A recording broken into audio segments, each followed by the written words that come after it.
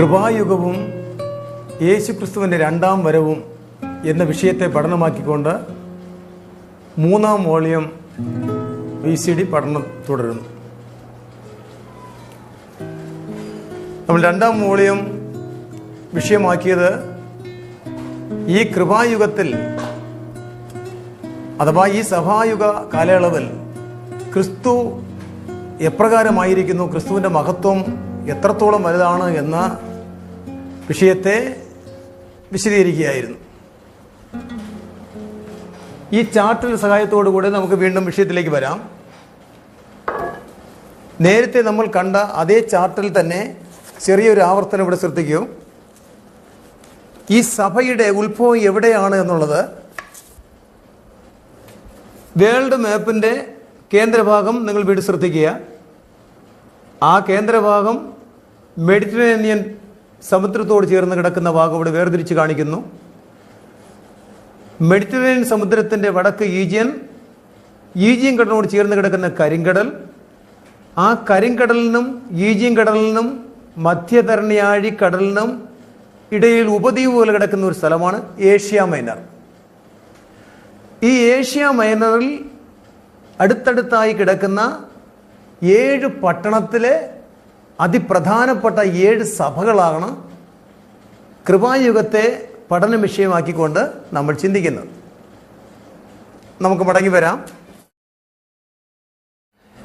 വെളിപ്പാട് പുസ്തകം 2ഉം 3ഉം അധ്യായങ്ങളാണ് കൃപായുഗത്തെക്കുറിച്ച്, അല്ലെങ്കിൽ ഈ സഭായുഗം എന്ന് പറയുന്ന പരിശുദ്ധാത്മ യുഗത്തെക്കുറിച്ച് നമ്മൾ ചിന്തിക്കുന്നത്.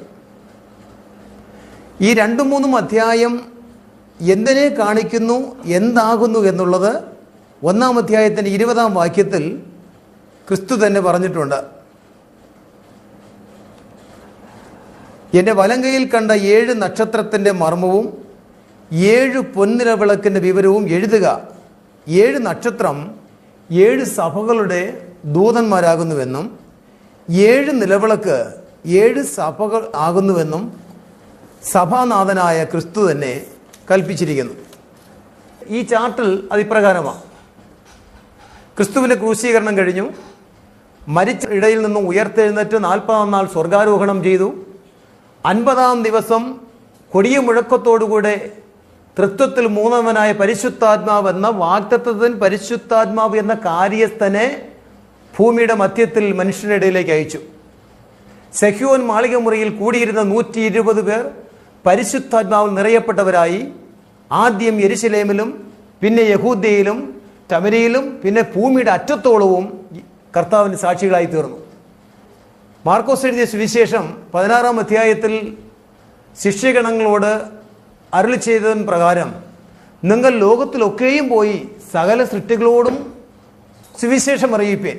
സുവിശേഷം എന്ന് പറഞ്ഞാൽ എന്താണ്? ക്രിസ്തുവിൻ്റെ കാൽവെല്ല മരണം ആർക്ക് വേണ്ടിയായിരുന്നു?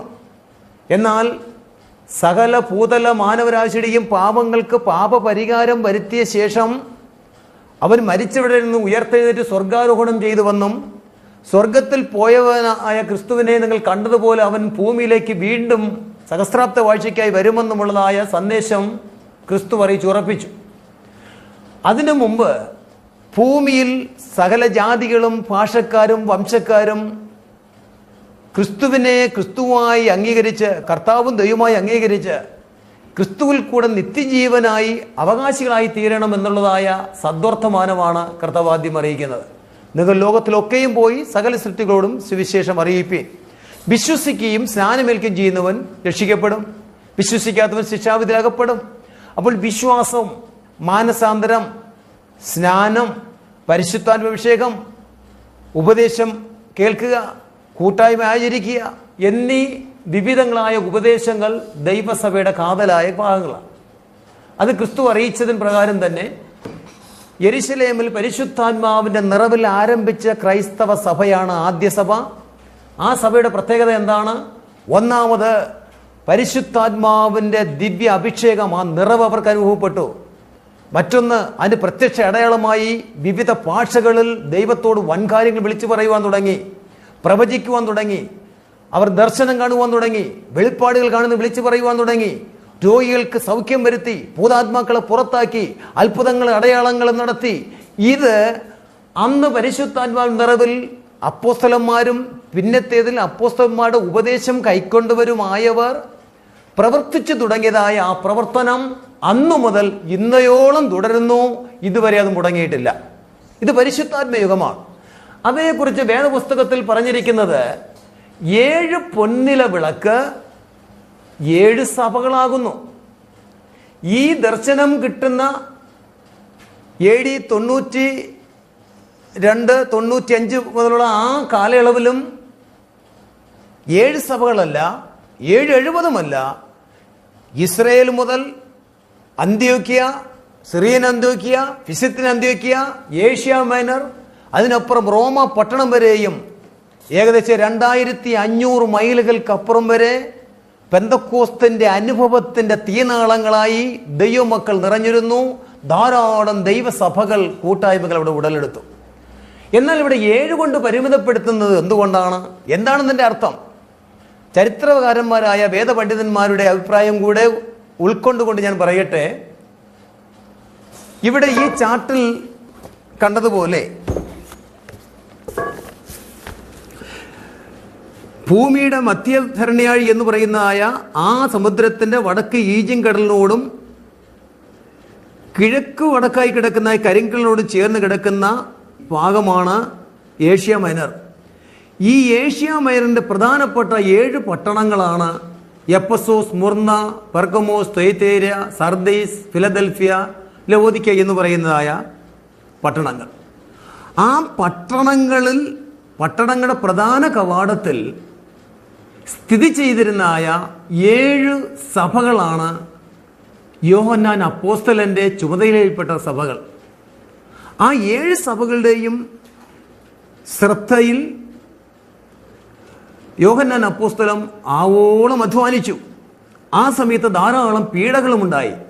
ആ പീഡകളിൽ ദൈവമക്കൾ വളരെ വളരെ ദയനീയമായ നിലയിൽ അവിടെ കൊല്ലപ്പെട്ടു, അഥവാ രക്തസാക്ഷികളായി തീർന്നു. അക്കൂട്ടത്തിൽ അപ്പോസ്തലന്മാരെയും രക്തസാക്ഷികളാക്കി.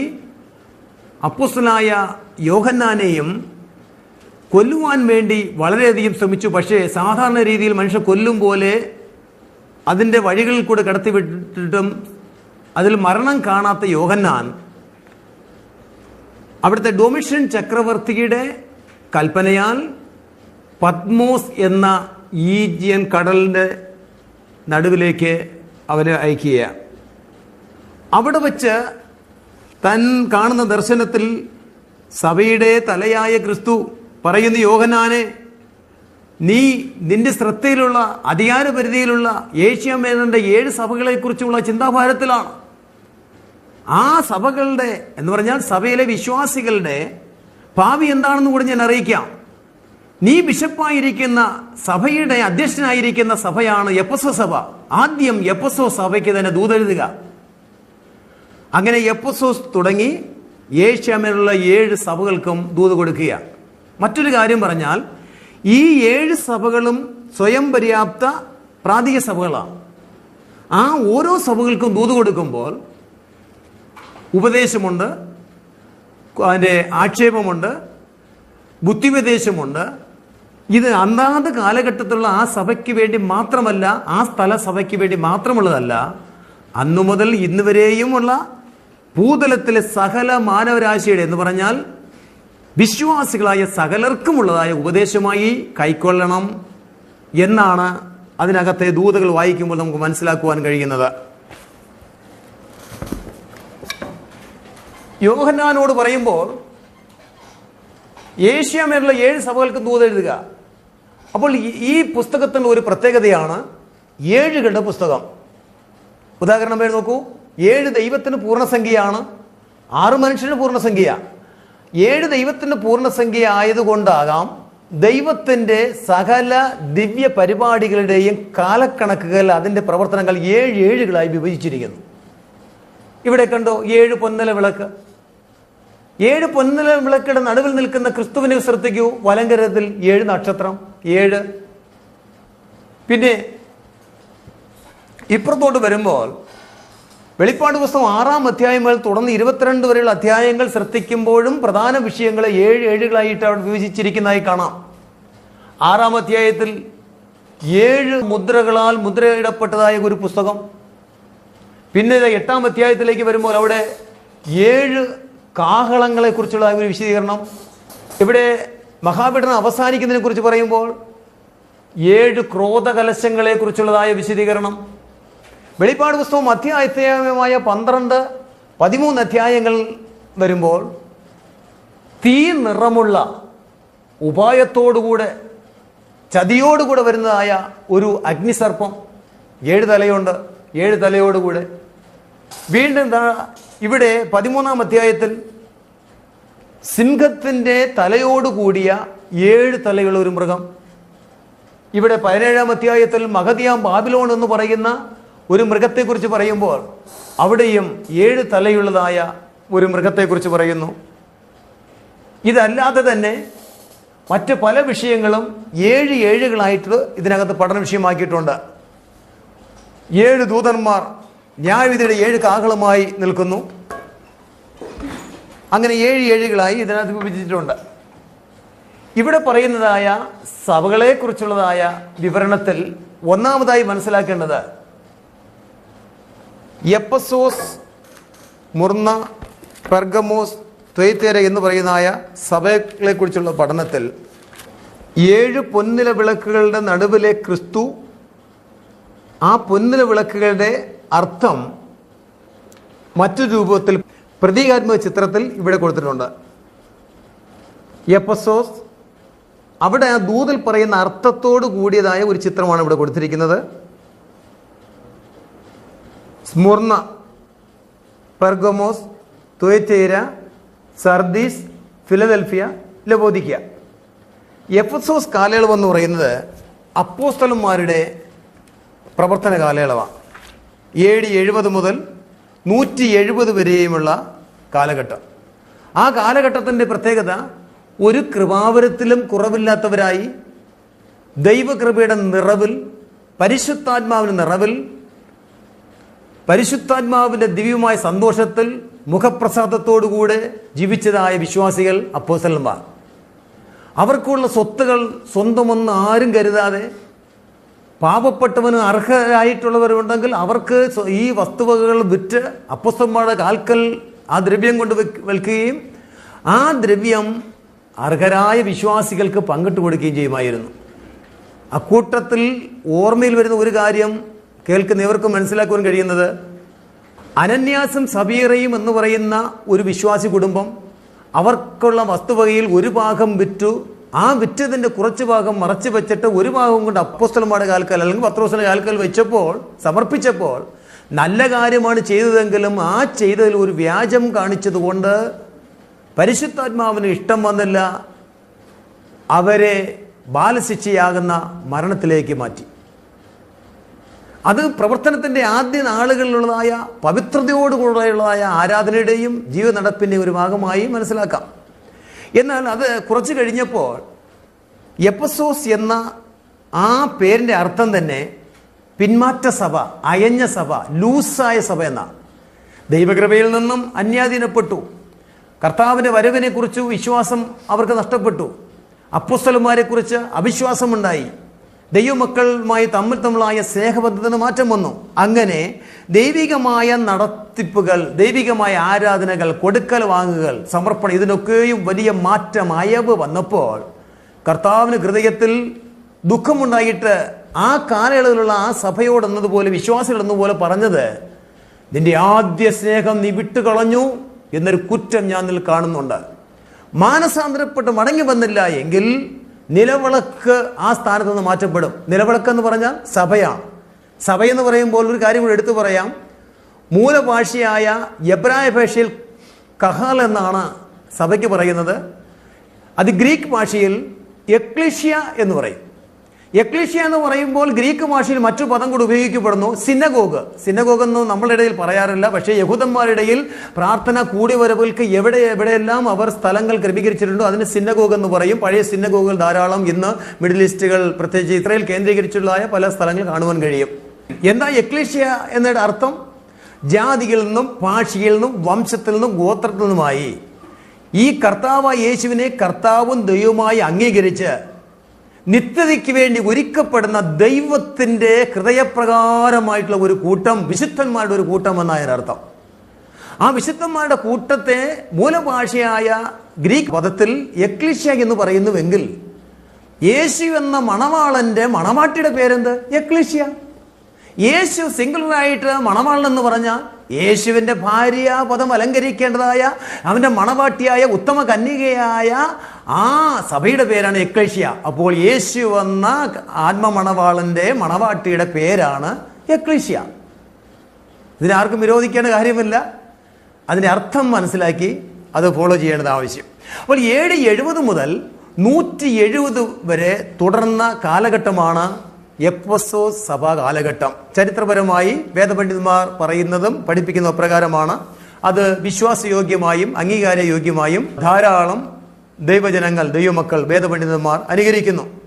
അത് AD 70 ശേഷം പിന്നത്തേതിലുള്ളായ സഭാ കാലയളവിനെ സ്മുർണ കാലഘട്ടം എന്ന് പറയും. സ്മുർണ എന്ന് പറഞ്ഞാൽ കയ്പ് എന്നാണ് അർത്ഥം. പീഡിത സഭ എന്ന് പറഞ്ഞാൽ മനസ്സിലായോ? മാനസാന്തരത്തിന്റെ അനുഭവം കാണുവാൻ കഴിയാതിരുന്നതായ എഫെസോസ് സഭാ കാലയളവിലെ വിശ്വാസികളോട് പറയുന്നു, മാനസാന്തരപ്പെടുക. മാനസാന്തരപ്പെടാതെ സൽപ്രവൃത്തിക്ക് വേണ്ടി തിരിഞ്ഞു വരാതിരുന്നപ്പോൾ കർത്താവ് തൻ്റെ ബാലശിക്ഷയാകുന്ന വടി കൊണ്ട് ആ കാലയളവിലെ വിശ്വാസികളെ അടിക്കുവാൻ തുടങ്ങി, ഭക്തന്മാരെ അടിക്കുവാൻ തുടങ്ങി, അപ്പോസ്തലന്മാരെ അടിക്കുവാൻ തുടങ്ങി. അത് വലിയ പീഡകളായി മാറി. ആ പീഡ പെട്ടെന്ന് മനസ്സിലാക്കുവാൻ വേണ്ടി ഇവിടെ ഞാൻ എഴുതിയ ഗ്രന്ഥത്തിൽ ആ 10 കാലയളവിൽ ചക്രവർത്തിമാരായിരുന്നായ വ്യക്തികളുടെ പേരുകൾ ഇവിടെ രേഖപ്പെടുത്തിയിട്ടുണ്ട്. കാലയളവ് കൂടെ പറഞ്ഞിട്ടുണ്ട്. അതിപ്രകാരമാണ്: നീറോ ഒന്നാമത്തെ ചക്രവർത്തി AD 54 മുതൽ 67 വരെ. രണ്ടാമത്തെ ഡൊമിഷ്യൻ AD 81 മുതൽ 86 വരെ. മൂന്നാമത്തെ ചക്രവർത്തി ട്രാജൻ AD 98 മുതൽ 117 വരെ.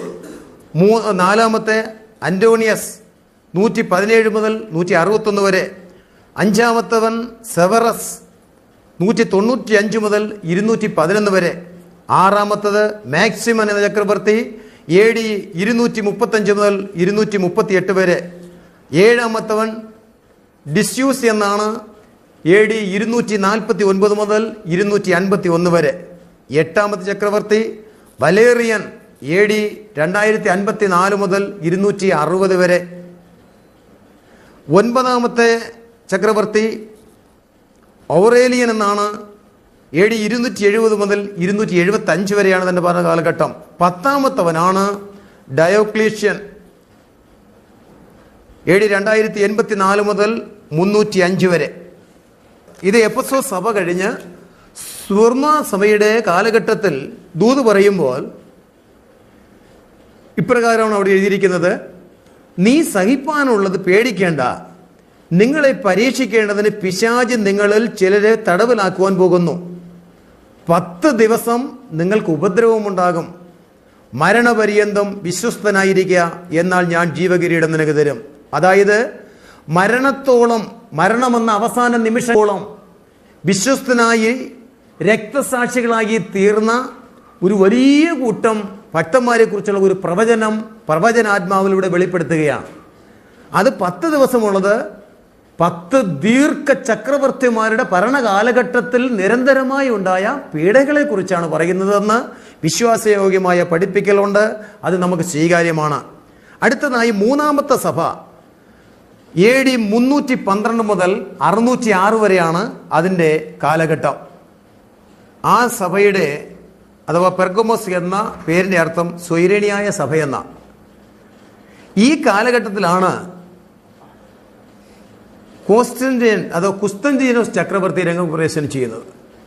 പീഡിത സഭയ്ക്ക് ആ നിലയിൽ നിന്ന് ഒരു വ്യത്യാസമുണ്ടാകുകയും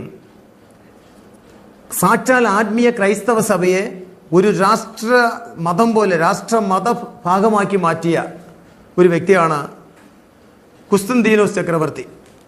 ആ കാലഘട്ടത്തിൽ ക്രൈസ്തവ പീഡ കുറഞ്ഞുവെങ്കിലും ആത്മീയ നില അതപ്പതിച്ച് വെറും അന്ധകാരത്തിലേക്ക് നീങ്ങുകയും അങ്ങനെ വിഗ്രഹാരാധനയിലും സാധാരണ ഐഡൽ വർഷിപ്പ് എല്ലാം അവിടെ ആരംഭിക്കുകയും ചെയ്തു. അത് AD 606 വരെ തുടർന്നു. വീണ്ടും നാലാമത്തെ സഭ തുയത്തേര സഭയാണ്. തുയത്തേര എന്ന വാക്കിനർത്ഥം ബലികർമ്മ ശക്തയായ സഭ എന്നാണ്. കുസ്തന്തീനോസ് ചക്രവർത്തിയാൽ ആരംഭിച്ചതായ രാഷ്ട്രമതം വളരെ വളർന്ന് പന്തലിച്ച് ഇന്നത്തെ പോപ്പ് മതം എത്രത്തോളം വർദ്ധിച്ചുവോ അതെല്ലാം ഇതിനകത്ത് വന്നാണ്. ശരീരം ദുർനടപ്പിൽ ഏർപ്പെട്ടാലും പാപം ആത്മാവിന് ബാധിക്കില്ല എന്നുള്ള സിദ്ധാന്തം വരെ അവരുടെ ഇടയിൽ ഉണ്ടായി. അങ്ങനെ ജീവിത വിശുദ്ധിക്ക് യാതൊരു പ്രാധാന്യവുമില്ലാതെ ലോകത്തോടും ലോക മതത്തോടും രാഷ്ട്രത്തോടും ഇണങ്ങിച്ചേർന്നതായ ഒരു കാലയളവായി ക്രൈസ്തവ സഭാ കാലഘട്ടം അങ്ങനെ തുടർന്നു. അത് AD 1520 വരെ തുടർന്നു. അഞ്ചാമത്തെ സഭ സർദീസ് സഭയാണ്. സർദീസ് എന്ന വാക്കിനർത്ഥം നവീകൃത സഭയെന്ന്. നവീകൃത സഭ 1520 മുതൽ 1750 വരെയാണ് അതിൻ്റെ കാലഘട്ടം. ആ കാലഘട്ടത്തിലാണ് പാപ്പമതം വാരി അണിഞ്ഞിരുന്ന മ്ലേച്ഛതകളുടെയും ദുരുപദേശങ്ങളുടെയും കാപട്യത്തിൽ മൂടുപടങ്ങൾ കൊണ്ട് നിറയപ്പെട്ടതായ ഒരു കാലഘട്ടം. ആ കാലഘട്ടത്തിൽ മാർട്ടിൻ ലൂതർ എന്ന് പറയുന്ന ഒരു നവീകരണ കർത്താവ്, നവീകരണത്തിന് തീപ്പൊരിയായ ഒരു ഭക്തൻ രംഗത്തേക്ക് വന്നു. ഈ ചരിത്രം അറിയാവുന്ന വ്യക്തികളോട് ഇത് വിശദീകരിക്കേണ്ട കാര്യമില്ല. നമ്മുടെ വിഷയം ഇതിൻ്റെ വേറൊരു ആത്മീക പശ്ചാത്തലത്തേക്ക് വരുവാൻ ആവശ്യമുണ്ട്. മാർട്ടിൻ ലൂതറിൻ്റെ നവീകരണത്തോടുകൂടെ അതുവരെയുമുള്ളതായ ക്രൈസ്തവ സഭയുടെ അന്ധകാരത്തിന് ഒരു മാറ്റം വന്നു. അവയെക്കുറിച്ച് ബൈബിൾ വായിക്കുന്ന ഇപ്രകാരമാണ്: ജീവനുള്ളവൻ എന്ന് നിനക്ക് പേരുണ്ട് എങ്കിലും മരിച്ചവനാകുന്നു, ഉണർന്നുകൊള്ളുക, ചാവാറായ ശേഷിപ്പുകളെ ശക്തീകരിക്കുക. അപ്പോൾ ചാകാറായ ശേഷിപ്പിൽ നിന്നും അല്പമായ ശക്തി ലഭിക്കുവാൻ കാരണം മാർട്ടിൻ ലൂതറിൻ്റെ സജീവമായ പ്രവർത്തനമാണ്. അടുത്ത് അവിടെ പറയുന്നത്, ആകയാൽ നീ പ്രാപിക്കുകയും കേൾക്കുകയും ചെയ്തത് എങ്ങനെയെന്ന് ഓർത്തുകൊള്ളുകയും മാനസാന്തരപ്പെടുകയും ചെയ്യുക. മാനസാന്തരം എന്ന് പറയുന്നത് എല്ലാ സഭകളോടും പറയുന്നതായ പ്രത്യേകമായ ദൂത. ആ സർദീസ് സഭാ കാലഘട്ടം AD 1750 വരെ തുടർന്നു. AD 1750 മുതൽ 1960 വരെ തുടർന്ന അടുത്ത സഭാ കാലഘട്ടമാണ് ഫിലദൽഫിയ കാലഘട്ടം. ഫിലദൽഫിയ എന്ന വാക്കിനർത്ഥം സഹോദര സ്നേഹം എന്ന.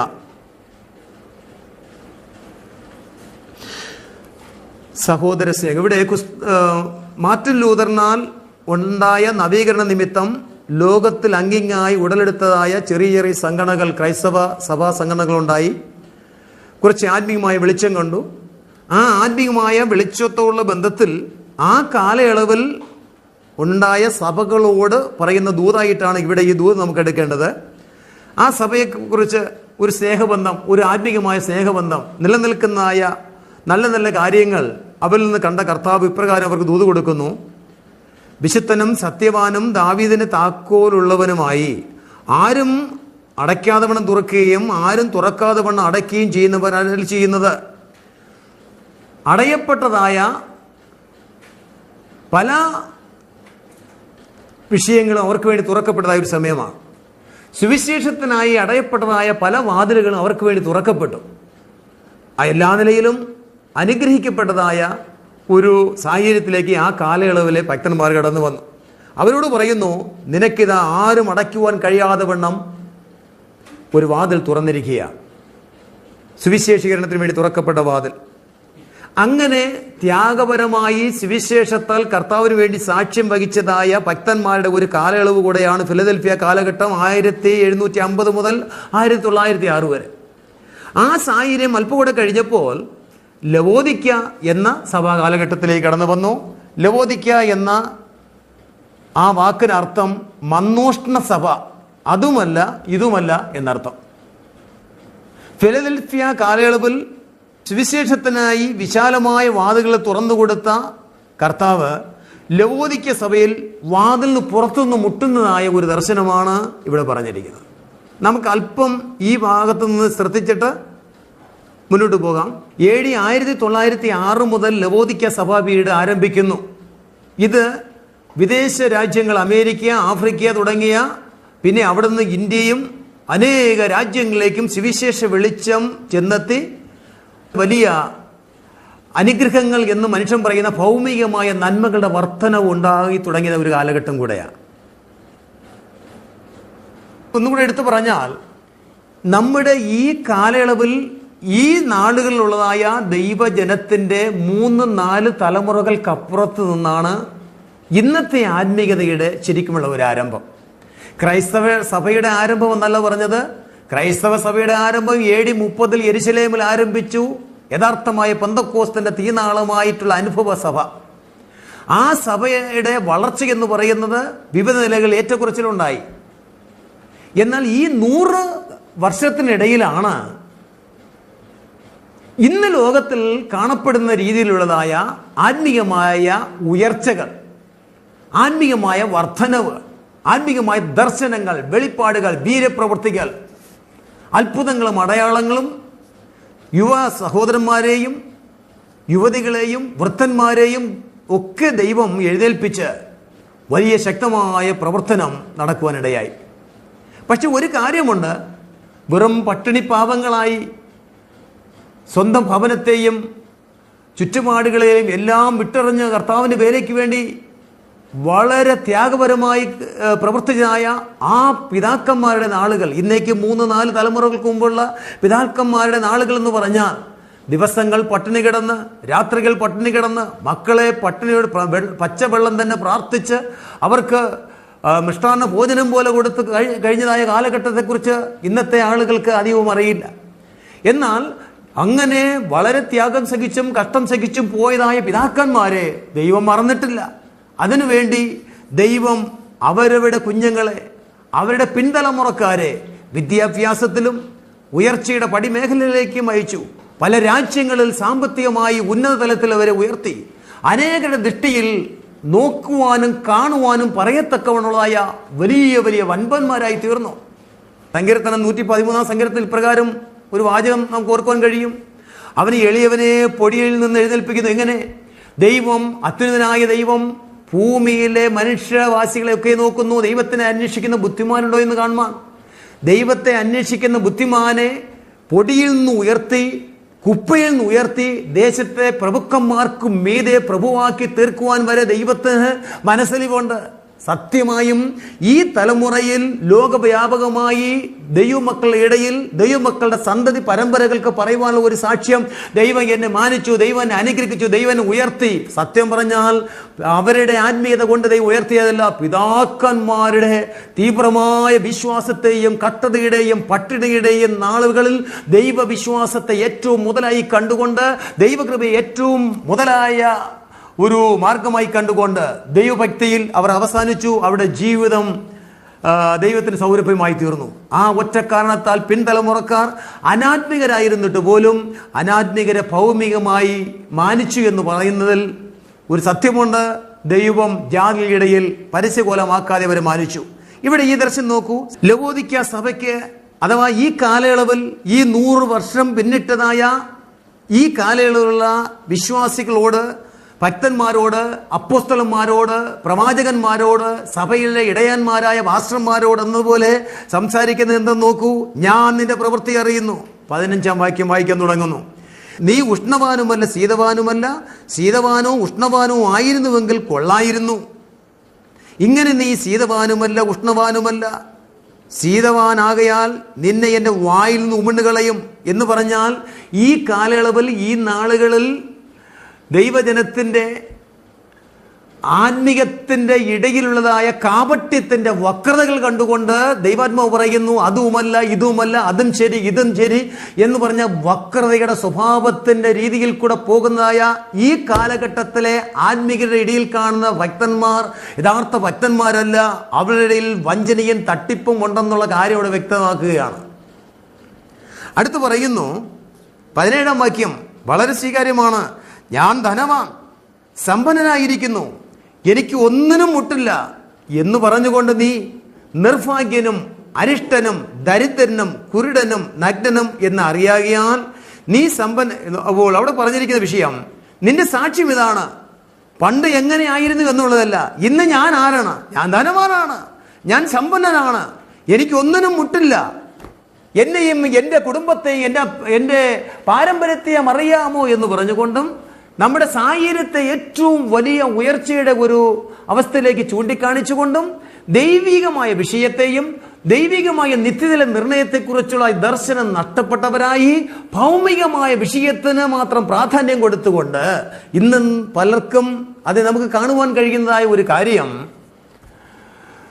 സുവിശേഷമെന്നും ദൈവികമായ വിഷയമെന്നും പറയുന്നതിനിടയിൽ സമൃദ്ധിയുടെ സുവിശേഷം എന്ന പ്രോസ്പെക്റ്റ് തിയോളജിക്കാണ് വലിയ പ്രാധാന്യം കൊടുക്കുന്നത്. അതിന് വേറുപാടും വിശുദ്ധിയുമില്ല. യഥാർത്ഥ മാനസാന്തരം വേണ്ട. കാണത്തക്കവണ്ണം ആഭരണം മാറ്റുകയെന്നോ വസ്ത്രത്തിൽ വ്യത്യാസം വരുത്തുകയെന്നോ പറയുന്നതായ മറ്റു മാറ്റങ്ങളും വേണ്ട. പണ്ട് എങ്ങനെയായിരുന്നു അങ്ങനെയുള്ള രീതിയിലൊക്കെ മതി. പക്ഷേ ജനത്തിന്റെ വലിയൊരു കൂട്ടം ആളുകൾ ആഗ്രഹിക്കുന്നു. ഏത് നിലയിലും ആളുകളെ കൂട്ടുക, അവരിൽ നിന്നുള്ളതായ സാമ്പത്തികമായ വലിയൊരു കളക്ഷൻ നേടുക, അങ്ങനെ ഈ കൂട്ടായ്മയെ വലിയ ദൈവസഭയായി കാണുന്നവരുണ്ട്. ആ സാഹചര്യത്തിൽ കടന്നു പോകുമ്പോൾ കർത്താവിന് പറയുവാനുള്ളത് ഇവിടെ ഞാൻ വായിച്ചു കേൾപ്പിക്കാം.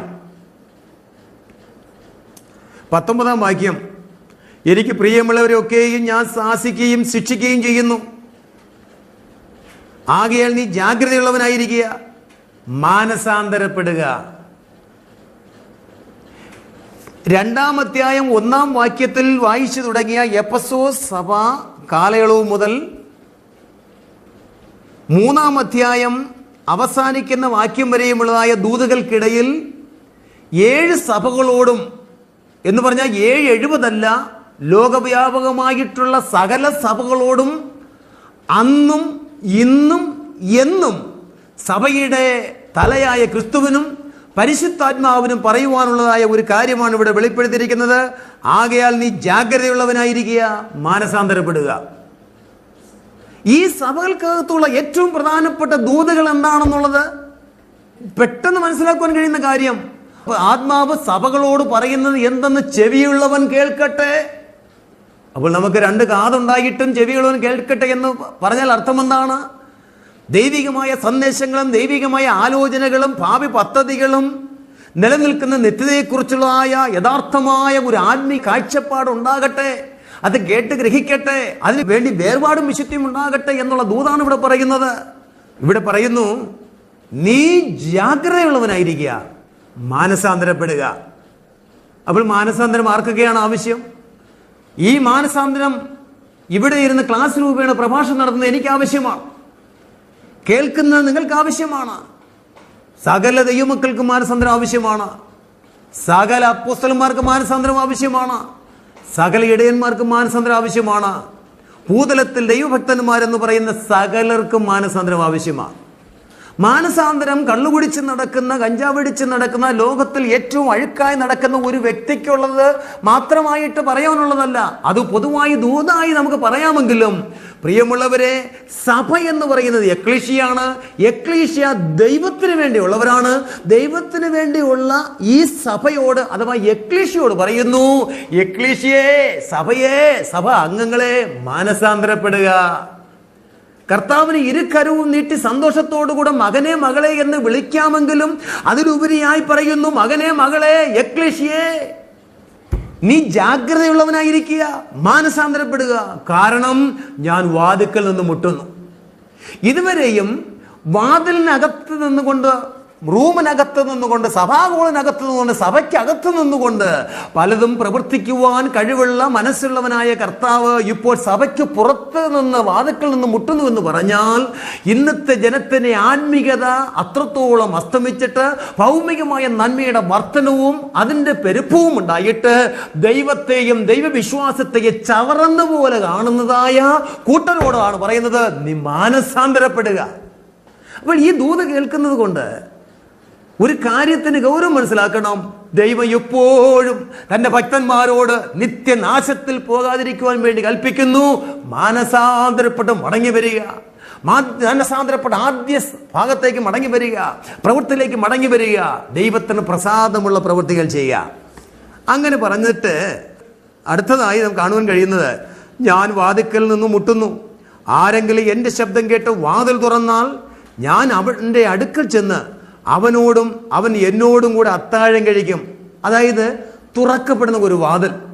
ആ തുറക്കപ്പെടുന്ന വാതിൽ കൂടെ അകത്ത് പ്രവേശിച്ച ദൈവജനവും ക്രിസ്തുവുമായി ഒരുമിച്ച് കൂടുന്ന ഒരു സമ്മേളനം, അവിടെ സന്തോഷത്തിൻ്റെതായ പങ്കിടൽ, അവിടെയുള്ളതായ ചടങ്ങുകൾ, അവിടെയുള്ള മഹത്വത്തെക്കുറിച്ചുള്ള ദർശനമാണ് പറയുന്നത്. അതിൻ്റെ അർത്ഥം എന്താണെന്ന് മനസ്സിലായോ? സഭായുഗം ഇവിടെ അവസാനിക്കുന്നു.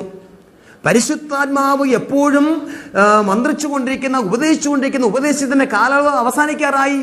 നോഗയുടെ പെട്ടകത്തിൻ്റെ വാതിലടഞ്ഞതുപോലെ ഈ കൃപായുഗത്തിൻ്റെ വാതിലടയുവാൻ സമയമായി. ഇപ്പോഴാകുന്നു സുപ്രസാദകാലം, ഇപ്പോഴാകുന്നു രക്ഷാദിവസം എന്നൊക്കെ പറയുന്ന ആ കാലയളവ് അവസാനിക്കാറായി. ഈ സമയത്ത് പറയുവാനുള്ള ഒരു കാര്യം, ഞാൻ വാതിൽക്കൽ നിന്ന് മുട്ടുന്നു, എനിക്ക് നിങ്ങളോടും നിങ്ങൾ എന്നോടും കൂടെ ഒത്തൊരുമിച്ചുള്ള ഒരു അത്താഴത്തിൻ്റെ സമയമായി. വരുവീൻ, ജാഗ്രതയുള്ളവരായിരിപ്പീൻ, ഉണർന്നിരിപ്പീൻ എന്നുള്ളതായ വിഷയമാണ്. അടുത്തതായി നമ്മൾ കാണുന്നത് 21 വാക്യം. ജയിക്കുന്നവൻ ഞാൻ എന്നോടുകൂടെ എൻ്റെ സിംഹാസനത്തിൽ ഇരിപ്പാൻ വരം നൽകും. ഞാനും ജയിച്ച് എൻ്റെ പിതാവിനോടുകൂടെ അവൻ്റെ സിംഹാസനത്തിൽ ഇരുന്നത് പോലെ തന്നെ ആത്മാവ് സഭകളോട് പറയുന്നത് എന്തെന്ന് ചെവിയുള്ളവൻ കേൾക്കട്ടെ. അപ്പോൾ ഇത്രയും കാര്യം 10 മണിക്കൂറുകൾ നീണ്ടു നിൽക്കുന്നതായ ഒരു പഠനമാണ്. അത് ഏതാനും മിനിറ്റുകൾ അല്ലെങ്കിൽ 1 മണിക്കൂറുകൾക്കിടയിലുള്ള സമയം കൊണ്ട് പരിമിതിപ്പെടുത്തിയതിൻ്റെ കാര്യം 22 അധ്യായങ്ങൾ വരെയുമുള്ളതായ 404 വാക്യങ്ങൾ ഉൾപ്പെട്ട വെളിപ്പാട് പുസ്തകത്തെ മുഴുവനും ഏകദേശ രൂപമെങ്കിലും ഒരു പഠന വിഷയമായി നമുക്ക് ലഭിക്കണം എന്നുള്ളത് കൊണ്ട് 2000 വർഷം പിന്നിട്ടിരിക്കുന്ന ഈ ക്രൈസ്തവ സഭാ കാലഘട്ടത്തെ ഇത്രയും സമയപരിധിക്കകത്ത് പറഞ്ഞ് അവിടുന്ന് ഒതുക്കുകയാണ്. ഒന്നുകൂടെ പറയാം. AD 70 യെരുശലേമിൽ ആരംഭിച്ച അപ്പോസ്തലിക കാലഘട്ടം മുതൽ ഇന്നേക്ക് 2010 ആയിരിക്കുന്ന ഈ കാലഘട്ടം വരെയുമുള്ളതായ സഭാചരിത്രത്തെയും ഉപദേശത്തെയും ദൈവജനത്തിൻ്റെ നടത്തിപ്പുകളെയും മുഴുവനെയും ഉൾക്കൊള്ളിച്ചുള്ളതായ പ്രവചനാത്മാവുള്ള ഒരു പഠിപ്പിക്കലാണ്, പഠനമാണ് വെളിപ്പാട് പുസ്തകം 2ഉം 3ഉം അധ്യായം. 3-ാം അധ്യായം അങ്ങനെ അവസാനിക്കുന്നു. 4-ാം അധ്യായം തുടരുന്നു. ഈ വെളിപ്പാട് പുസ്തകത്തിൻ്റെ പ്രധാനപ്പെട്ട 3 വിഭജനം, നീ കണ്ടത്, ഇപ്പോഴുള്ളത്, മേലാൽ സംഭവിക്കാനുള്ളത്. നീ കാണുന്നത് തേജോമയനായ ക്രിസ്തു, സ്വർഗീയ പ്രതാപത്തോടുകൂടെ വെളിപ്പെട്ട ക്രിസ്തുവിനെയാണ്. ഇപ്പോഴുള്ളതെന്ന് പറഞ്ഞിരിക്കുന്നത് കഴിഞ്ഞ ഭാഗം നമ്മൾ ചിന്തിച്ച് കഴിഞ്ഞ 7 സഭകളോടുള്ള ബന്ധത്തിൽ ഉള്ള ദൂതകളാണ്. ഇനി മേലാൽ സംഭവിക്കുവാനുള്ളതെന്ന് പറയുന്നത് 4-ാം അധ്യായം മുതൽ 22 അധ്യായങ്ങൾ വരെയുമുള്ളതായ വിഷയങ്ങളാണ്. അതിൻ്റെ ആദ്യ ഭാഗം ഇപ്രകാരമാണ്. 4:1. ഞാൻ ബൈബിൾ തുറന്ന് വായിക്കുമ്പോൾ അല്ലെങ്കിൽ ബൈബിൾ തുറന്ന് ആ വേദഭാഗങ്ങൾ നോക്കി ചിന്തിക്കുമ്പോൾ എന്നോടൊപ്പം നിങ്ങൾക്ക് വേദപുസ്തകം തുറന്ന് ആ വാക്യങ്ങൾ നോക്കുകയോ അതിൻ്റെ ഭാഗങ്ങൾ മുമ്പും കണ്ണോടിച്ച് നോക്കുകയോ ചെയ്താൽ ഇത് പഠനം വളരെ സുഗമമായി തീരും. ഞാനത് വായിക്കട്ടെ. 4-ാം അധ്യായം 1-ാം വാക്യം. അനന്തരം സ്വർഗത്തിൽ ഒരു വാതിൽ തുറന്നിരിക്കുന്നത് ഞാൻ കണ്ടു. കാഹളനാദം പോലെ എന്നോട് സംസാരിച്ച് കേട്ട ആദ്യത്തെ ശബ്ദം എന്നോട്, ഇവിടെ കയറി വരിക, മേലാൽ സംഭവിക്കാനുള്ളത് ഞാൻ നിന്നെ കാണിക്കാം. ഇവിടെ സഭായുഗം അല്ലെങ്കിൽ കൃപായുഗം എന്ന് പറഞ്ഞ ആ ക്രൈസ്തവ കാലഘട്ടം മുഴുവൻ അവസാനിക്കുന്നു. അടുത്ത് സംഭവിക്കുന്നത്, ഞാൻ വാതിൽക്കൽ നിന്ന് മുട്ടുന്നുവെന്ന് പറഞ്ഞ ഒരു വാതിലിൻ്റെ ദൂതോടുകൂടെയാണ്. വീട് 4-ാമത്തെ തുടർന്നു. അനന്തരം സ്വർഗത്തിൽ ഒരു വാതിൽ തുറന്നിരിക്കുന്നത് ഞാൻ കണ്ടു. ആദ്യം പറഞ്ഞ ദൂതിൻ്റെ സാരാംശം, ഭൂമിയിലെ ദൈവമക്കൾ ഹൃദയമാകുന്ന വാതിൽ തുറന്ന് ക്രിസ്തുവിനെ ഹൃദയത്തിൽ പ്രതിഷ്ഠിച്ച് തികഞ്ഞ ആത്മീയതയിൽ മുന്നിട്ട് പോകണം, സ്വർഗത്തിൽ ആ സ്വർഗീയമായ പാർലമെന്റിൽ ഒന്നിച്ചു ചേരണം എന്നുള്ളതായ ആശയമാണ്. അതിന് വഴി കാണാത്തതായ ഭക്തന്മാർ എപ്രകാരമാണോ അത് കർത്താവ് കണക്കാക്കാതെ കർത്താവിന് സമയമായപ്പോൾ അവന് കള്ളനെ പോലെ വരുന്ന ഒരു പ്രത്യക്ഷതയുടെ കാര്യമാണ് 4:1. അനന്തരം സ്വർഗത്തിൽ ഒരു വാതിൽ തുറന്നിരിക്കുന്നത് ഞാൻ കണ്ടു. ആ വാതിൽ ഏതാകുന്നുവെന്ന് ഇവിടെ ഒന്ന് ശ്രദ്ധിക്കൂ. എഫെസോസ്, സ്മുർന്ന തുടങ്ങി ലവോദിക്ക വരെയുള്ള 7 പീരീഡുകളായിട്ടുള്ള ക്രൈസ്തവ കാലഘട്ടത്തെ 7 സഭകളോട് പറയുന്ന സഭയുടെ ഉപദേശങ്ങൾ ആ കാലഘട്ടം അവസാനിക്കുന്നു. അടുത്ത് സംഭവിക്കുന്നത് ഇതാ ഇവിടെ ഒരു വാതിൽ തുറക്കുക. ഈ വാതിൽ തുറക്കുന്നതിനെ കുറിച്ച് നിങ്ങളിതാ മറ്റൊരു ചിത്രത്തിൽ ഇപ്പോൾ കാണുന്നു. ആ തുറക്കപ്പെടുന്നതായ വാതിൽ പിതാവായ ദൈവത്തിൻ്റെ മഹത്വത്തിലായിരിക്കുന്ന ശ്രേഷ്ഠ മഹാപുരോഹിതനും ഏക മധ്യസ്ഥനും ഏക രക്ഷിതാവുമായിരിക്കുന്ന യേശു കർത്താവ് താൻ ഗംഭീരനാദത്തോടും പ്രധാന ശബ്ദത്തോടും ദൈവത്തിൻ്റെ കാഹളത്തോടും കൂടെ അത്യുന്ന സ്വർഗത്തിൽ നിന്നും മേഘമണ്ഡലത്തിലേക്ക് വെളിപ്പെടുന്ന ഒരു വെളിപ്പാടിൻ്റെ കാര്യമാണ് ഇവിടെ പറയുന്നത്. അഥവാ അതിവിശാലമായ സ്വർഗീയ സാമ്രാജ്യത്തിൽ മണവാളന് വേണ്ടി മണവാട്ടിയെ വേളി കഴിക്കുവാൻ ഒരുക്കിയെടുക്കുവാൻ അവിടെ കൊണ്ടുപോകാൻ വേണ്ടി സ്വർഗീയ കൊട്ടാരത്തിൻ്റെ ഒരു വാതിൽ തുറന്നതായ ഒരു പ്രതീതി. ആ തുറക്കപ്പെടുന്ന വാതിൽ എക്ലീസിയ എന്ന ആ മണവാട്ടിയെ കൊണ്ടുപോകാൻ വേണ്ടി ഒരു വാതിൽ തുറക്കുക. ആ വാതിൽ തുറക്കുമ്പോൾ സംഭവിക്കേണ്ടതായ വിഷയത്തെ അല്പം ഒരു പഠന വിഷയമാക്കിക്കൊണ്ട് ഇവിടെ ഞാൻ സംസാരിക്കാം. ഇവിടെ ഒന്ന് ശ്രദ്ധിക്കൂ. ഇത് സ്വർഗസ്ഥലങ്ങളാണ്. കർത്താവിരിക്കുന്ന ഇടത്തെ കാണിക്കുന്നു. സ്വർഗത്തിൽ നിന്നും താഴ്ഭാഗത്തുള്ളായ മണ്ഡലങ്ങളെ താഴ്ന്നതാണ്. ഭൂമണ്ഡലത്തെ വിശേഷമാണ് ഇത് വിശദീകരിക്കുന്നത്. ഇവിടെ ഈ കാണിച്ചിരിക്കുന്ന ഭാഗം ഗ്രേവ് പിറ്റ്, ശവക്കോട്ട എന്ന അർത്ഥത്തിൽ ഭൂമിയുടെ പുറന്തോടിനെ കാണിക്കുന്നു. ഈ ഭൂമിയുടെ പുറന്തോടിൽ ഭൂമിയിലെ സകല ഭക്തന്മാരുടെയും ശരീരങ്ങൾ മരണശേഷം ദ്രവത്വത്തിന് വേണ്ടി ഏൽപ്പിക്കുന്നു. ആദാം മുതൽ ഇങ്ങോട്ടുള്ള സകല ഭക്തന്മാരുടെയും ഒരു വിഷയം, ആദാമേ നീ മണ്ണാകുന്നു, നീ പൊടിയാകുന്നു, നീയും പൊടിയിലേക്ക് തിരികെ ചേരും, നീ മണ്ണിലേക്ക് തിരികെ ചേരും എന്ന് ആദാമിനോട് പറഞ്ഞതുപോലെ ഈ കാലഘട്ടം വരെയുമുള്ള സകല ഭക്തന്മാരോടും ദൈവത്തിൻ്റെ ആത്മാവ് തിരുവചനത്തിൽ കൂടെ സംസാരിക്കുന്നത്, മനുഷ്യ നീ മണ്ണാകുന്നു. മനുഷ്യന്റെ പ്രകൃതി അറിയുന്നവനായ ദൈവം സങ്കീർത്തനത്തിൽ കൂടെ എഴുതി വെച്ചിരിക്കുന്നു. മനുഷ്യന്റെ പ്രകൃതി അവൻ അറിയുന്നു. മനുഷ്യൻ പൊടിയെന്ന് ഓർക്കുന്നു. അതേ, അക്ഷരീയമായി മനുഷ്യൻ പൊടിയാണ്, പര്യായ പദമായിട്ടല്ല. ഈ മണ്ണിന്റെ പൗഡറാകുന്ന ആ മണ്ണിന്റെ പൊടിയെ പേസ്റ്റ് രൂപത്തിലാക്കിയിരിക്കുന്ന ഒരു മൺകൂടാരമാണ് ഈ ശരീരം. ഈ മൺകൂടാരത്തിനകത്ത് ജീവനുള്ള ദൈവത്തെങ്കിലേക്ക് വേണ്ടി നിത്യതയ്ക്ക് വേണ്ടി ഒരുങ്ങി ദാഹിക്കുന്ന ഹൃദയത്തോടുകൂടെയാണ് ഒരു ആത്മാവ് അകത്ത് തിങ്ങിവസിക്കുന്നത്. ആത്മാവ് ജീവനുള്ള ദൈവത്തിന് വേണ്ടി വാഞ്ചിക്കുന്നു. എൻ്റെ ആത്മാവേ നീ വിഷാദിച്ചു ഉള്ളിൽ ഞരങ്ങുന്നതെന്ത്, ദൈവത്തിൽ പ്രത്യാശ വയ്ക്കുക എന്നൊക്കെ സങ്കീർത്തനത്തിൽ വായിക്കുന്നത്. മൺകൂടാരമാകുന്ന ഈ രോഗാണുക്കൾ കൊണ്ട് കവചിതമാക്കപ്പെട്ട ബലഹീനമായ ദ്രവത്വത്തിലേക്ക് വേണ്ടി പോയിക്കൊണ്ടിരിക്കുന്ന ഈ മൺകൂടാരമാകുന്ന ശരീരത്തിനകത്ത് ഒരു ആത്മാവ് വസിക്കുന്നു, ജീവനുള്ള ദൈവത്തിന് വേണ്ടി ദാഹിക്കുന്നു. ആ വിഷയത്തോടുള്ള ബന്ധത്തിലല്ലേ പൗലോസ് പറഞ്ഞിരിക്കുന്നത്, ഞാൻ നല്ല പോർ വരുന്നു, ഓട്ടം തികച്ചു, വിശ്വാസം കാത്തു, കർത്താവിനിക്ക് പ്രതിഫലത്തിന്റെ കിരീടം തരും. പക്ഷേ എനിക്കൊരു മരണമുണ്ട്, ഞാൻ ക്രിസ്തുവിൽ നിദ്ര പ്രാപിക്കും. പക്ഷേ മരിച്ചവരുടെ ഇടയിൽ നിന്നും വല്ലവിധേരെങ്കിൽ എനിക്കൊരു പുനരുത്ഥാനം ഉണ്ടാകണമെന്ന ലക്ഷ്യത്തോടു കൂടെയാണ് പൗലോസ് മുന്നോട്ട് പോയത്.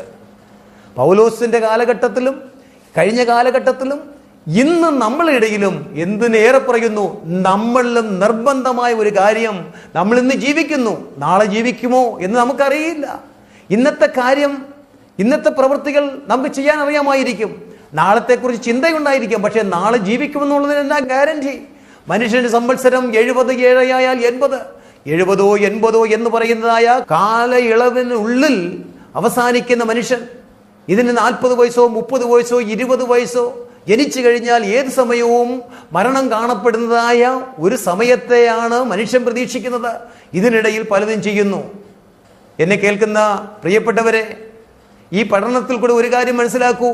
ഇന്നല്ല എങ്കിൽ നാളെ എന്ന് പറയുന്ന ദിവസം എന്റെയോ നിന്റെയോ ജീവന്റെ അവസാനമാകുന്നുവെങ്കിൽ, അങ്ങനെ മരണമെന്ന വേർപാടിന്റെ ഒരു നാൾ വന്നാൽ നിത്യത ഇവിടെ കഴിക്കും.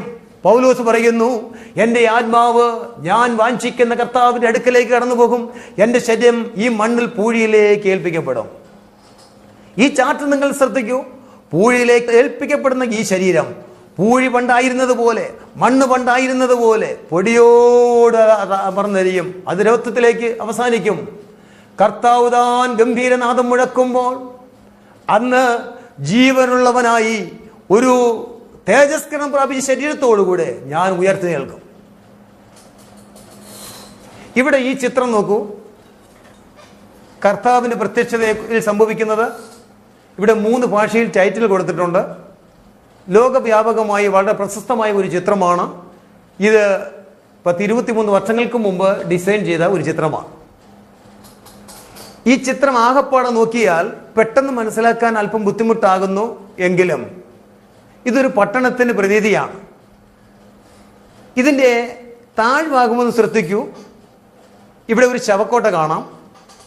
ഇവിടെ രാത്രി കൂർക്കം വലിച്ച് ഉറങ്ങുന്നതായ ഒരു അർദ്ധരാത്രിയാകാം. രാത്രി കാണിക്കുന്നു. രണ്ടുപേർ കിടക്കയിലായിരിക്കുമെന്ന് ക്രിസ്തു പറഞ്ഞില്ലേ? അത് തന്നെ. ഇവിടെ രണ്ടുപേർ വയലിലായിരിക്കും എന്ന് കർത്താവ് പറഞ്ഞല്ലേ? ആ ദർശനത്തെ ഇവിടെ കാണിക്കുന്നു. രണ്ടുപേർ തിരികൽ പിടിച്ചുകൊണ്ടിരിക്കും, രണ്ടുപേർ വയലിലായിരിക്കുമെന്ന് പറഞ്ഞതായ ആ വിഷയം ഇവിടെ കൊണ്ടുവരുന്നു. യാത്ര ചെയ്യുന്നവരുണ്ട്, ഇവിടെ വാഹനങ്ങൾ ഓടുന്നു, നടക്കുന്നവരുണ്ട്, ഗ്രൂപ്പായി നടക്കുന്നവരുണ്ട്, വാഹനം ഇവിടെ ഇടിച്ചു മറിയുന്നു. ഇവിടെ ഇതാ പ്ലെയിനുകൾ കൂട്ടിയിടിക്കുന്നു, പ്ലെയിനുകൾ വീഴുന്നു, കത്തിയമരുന്നു, വലിയ വലിയ സംഭവങ്ങളിവിടെ കാണുന്നു. അതിൻ്റെ അർത്ഥം എന്താണെന്ന് ഞാൻ പറയാം, ഒന്ന് ശ്രദ്ധിക്കൂ. ഏത് സമയവും കർത്താവ് വരും. കർത്താവ് വരുവാൻ തക്കവണ്ണ സമയമായി കർത്തർ കടികാരമാകുന്ന പ്രവചന കടികാരത്തിന്റെ 12-ാം മണി നേരത്തിലേക്കാണ് ഈ നാളുകൾ നമ്മൾ ആയിരിക്കുന്നതെങ്കിൽ നമ്മൾ ഒരുങ്ങേണ്ടത് വളരെ അത്യാവശ്യമാണ്. അത്തിയാകുന്ന യഹൂദനെ നോക്കിക്കൊണ്ടൊരു ഉപമ പഠിപ്പീൻ. ആ അത്തിയാകുന്ന യഹൂദന് ലഭിച്ചതായ രാഷ്ട്രീയ സ്വാതന്ത്ര്യം 50 വർഷം പിന്നിട്ടിരിക്കുന്ന ഈ കാലഘട്ടത്തിൽ ആ തലമുറകൾ അവസാനിക്കുന്നതിന് മുന്നമേ തന്നെ കർത്താവ് വരുമെന്നുള്ള ഉപദേശത്തിന്റെയും വിശ്വാസത്തിന്റെയും അടിസ്ഥാനത്തിൽ ഇപ്പോൾ യേശുവിന്റെ വരവിന്റെ സമയമായെന്ന് നാം മനസ്സിലാക്കണം. അത്തി യഹൂദന്റെ രാഷ്ട്രീയ നിലവാരത്തെ കാണിക്കുന്നു, മുന്തിരി യഹൂദന്റെ ആത്മീയ നിലവാരത്തെ കാണിക്കുന്നു, ഒലിവ് യഹൂദന്റെ മാർഗീയ നിലവാരത്തെ കാണിക്കുന്നു. ലോകരാഷ്ട്രങ്ങൾക്ക് യഹൂദൻ ഇന്ന് പേടി സ്വപ്നമായി മാറിക്കൊണ്ടിരിക്കത്തക്കവണ്ണം തളർത്ത് പന്തലിച്ച് വൻവൃക്ഷമായി മാറിക്കഴിഞ്ഞിരിക്കുന്നു. അത്തിയാകുന്ന യഹൂദന്റെ രാഷ്ട്രീയ നിലവാരവും മാർഗീയ നിലവാരവും ആത്മീയ നിലവാരവും ഒരുപോലെ ഉയർത്തപ്പെട്ട് കഴിഞ്ഞു. ഒലൂമല വേദപുസ്തക ചരിത്രത്തിലും ലോക ചരിത്രത്തിലും ഒരു വലിയ വിഷയമാണ്. ഒലൂമലയുടെ അധോഭാഗം, അതിൻ്റെ അടിത്തറ എന്ന് പറയുന്നത് പൊട്ടിപ്പിളർന്ന് വലിയ വിള്ളൽ ഉണ്ടായിക്കൊണ്ടിരിക്കുന്നുവെന്നും അതിൻ്റെ ഉള്ളിൽ നിന്നും ഒരു ലാവ പോലെ, ഒരു മുഴക്കം പോലെ ഒഴുകുന്ന ഒരു ശബ്ദം കേൾക്കുന്നുവെന്നും കമ്പ്യൂട്ടറൈസ്ഡ് ഉപകരണത്താൽ അവർ കണ്ടുപിടിച്ചു കഴിഞ്ഞു. ആ ഒലൂമലയിൽ വലിയ കെട്ടിടങ്ങളുണ്ട്. 7 Arch ഹോട്ടൽ എന്ന് പറയുന്നതായ 100 കണക്കിന് ആഡംബര ഡീലക്സ് റൂമുകളുള്ളതായ വലിയ ഹോട്ടലുകൾ അവിടെയുണ്ട്. അതിൻ്റെ താഴ്ഭാഗങ്ങളിലും താഴ്വരകളിലും എല്ലാം ബിൽഡിങ്ങുകളുണ്ട്. പക്ഷേ അവിടെ അതല്ലാതെ കൂടുതൽ കെട്ടിടങ്ങളോ ഒന്നും പണിയുവാൻ പാടില്ല. ഏത് സമയവും ഒലൂമലയുടെ ഭാവി അസ്തമിക്കും, വലിയ ഭൂകമ്പത്തോടു കൂടെ തകർന്നു പോകും എന്ന് പറയുമ്പോൾ ഒലൂമലയുടെ തകർച്ചയെക്കുറിച്ചും വേദപുസ്തകത്തിൽ വ്യക്തമായ തെളിവുകളുണ്ട്. അത് വെളിപ്പാട് പുസ്തകം നമ്മൾ വ്യക്തമായി പഠിക്കുന്നു, ദൃഷ്ടാന്തമായി പലതും കാണിച്ച് നമുക്ക് പഠിക്കാനായിട്ടുണ്ട്. ഇവിടെ യേശു വാതിൽക്കൽ തന്നെ ആയിരിക്കുന്നുവെന്നും കർത്താവ് കാഹളത്വനിയോടുകൂടെ മധ്യാകാശത്തിൽ പ്രത്യക്ഷപ്പെടുന്ന സമയമായെന്നും അതിലേക്ക് വേണ്ടി ശടകുടാഞ്ഞ് എഴുന്നേറ്റ് തല ഉയർത്തി അവന്റെ വരവിനെ സ്വീകരിക്കണമെന്നുള്ളതായ അർത്ഥമാണ് 3-ാം അധ്യായം അവസാനിക്കുമ്പോൾ പറയുന്നത്. അടുത്തതാണ് പറയുന്നത്, ഇതാ സ്വർഗത്തിൽ ഒരു വാതിൽ തുറന്നിരിക്കും ഞാൻ കണ്ടു. ആ തുറക്കപ്പെടുന്ന സ്വർഗത്തിലെ വാതിൽ ഈ ചിത്രത്തിൽ നിങ്ങൾ ശ്രദ്ധിക്കൂ. വീണ്ടും കർത്താവ് താൻ ഗംഭീരനാദത്തോടും പ്രധാനതൂന്റെ ശബ്ദത്തോടും ദൈവത്തിന്റെ കാഹളത്തോടും കൂടെ സ്വർഗത്തിൽ നിന്നും മധ്യാകാശത്തിൽ പ്രത്യക്ഷപ്പെടുമെന്ന് 1 തെസ്സലോനിക്കർ 4:16 വാക്യത്തിൽ പറയുന്നത് പോലെ കർത്താവ് ദൂതപരിവാരത്തോടുകൂടെ ഇതാ മധ്യാകാശത്തിൽ പ്രത്യക്ഷപ്പെടുന്നു. അപ്പോൾ എന്ത് സംഭവിക്കുന്നു? ക്രിസ്തുവിൽ മരിച്ചവർ ശവക്കോട്ടയിൽ നിന്നാകാം, ലോകത്തിൽ എവിടെയെങ്കിലും എങ്ങനെയെങ്കിലും അവരെ ദ്രവത്വത്തിന് ഏൽപ്പിച്ചതായ സ്ഥലമാകാം, അത് സമുദ്രത്തിനകത്താകാം, അത് കരയിലാകാം, മൃഗങ്ങൾക്കിരയായതാകാം, തീയിനിരയായതാകാം. എങ്ങനെയാണോ ക്രിസ്തുവിനുള്ള ഒരു ഭക്തൻ തൻ്റെ ജീവിതം അവസാനിപ്പിച്ചുവോ, അവൻ്റെ ശരീരത്തിൻ്റെ ഭാഗങ്ങൾ എവിടെയാണോ അടക്കം ചെയ്തിരിക്കുന്നത്, അല്ലെങ്കിൽ ശരീരത്തിൻ്റെ മോളിക്യൂൾസ്, ശരീരത്തിൻ്റെ അംശമായി എന്തെങ്കിലും, ശരീരത്തിൻ്റെ DNA ഒരിക്കലും അവസാനിക്കുന്നില്ല. ഇന്നത്തെ സയൻസ് പറയുന്നത് 1,00,000 വർഷം പഴക്കം ചെയ്ത മനുഷ്യന്റെ ശരീരമായാലും അവന്റെ ശരീരം മുഴുവനും ദ്രവിച്ച് അവസാനിച്ചാലും ഒന്നുമില്ലായ്മയിലും അവന്റെ ശരീരത്തെ അതേപോലെ പുറത്തു കൊണ്ടുവരുവാൻ കഴിയും. അവന്റെ ശരീരത്തിന്റെ DNA ഒരിക്കലും അവസാനിക്കുന്നില്ല. ഒരിക്കലും അവസാനിക്കാത്ത അവന്റെ DNA-യിൽ നിന്നും അതാത് ശരീരത്തെ അതേ രൂപത്തിൽ പുറത്തു കൊണ്ടുവരുവാൻ കഴിയുമെന്ന് ഇന്നത്തെ പരിഷ്കൃത ക്ലോണിംഗ് പദ്ധതിയിൽ കൂടെയുള്ളതായ ഒരു പഠിപ്പിക്കൽ വന്നിട്ടുണ്ട്. ഇതുമാകട്ടെ ഇന്നേക്ക് 2000 അല്ല 4000 വർഷങ്ങൾക്കപ്പുറം പഴയ ഭക്തന്മാർക്കും ദൈവാത്മാവിൽ വെളിപ്പെട്ടതായ ഒരു മർമ്മം എന്താണെന്ന് പറയാമോ?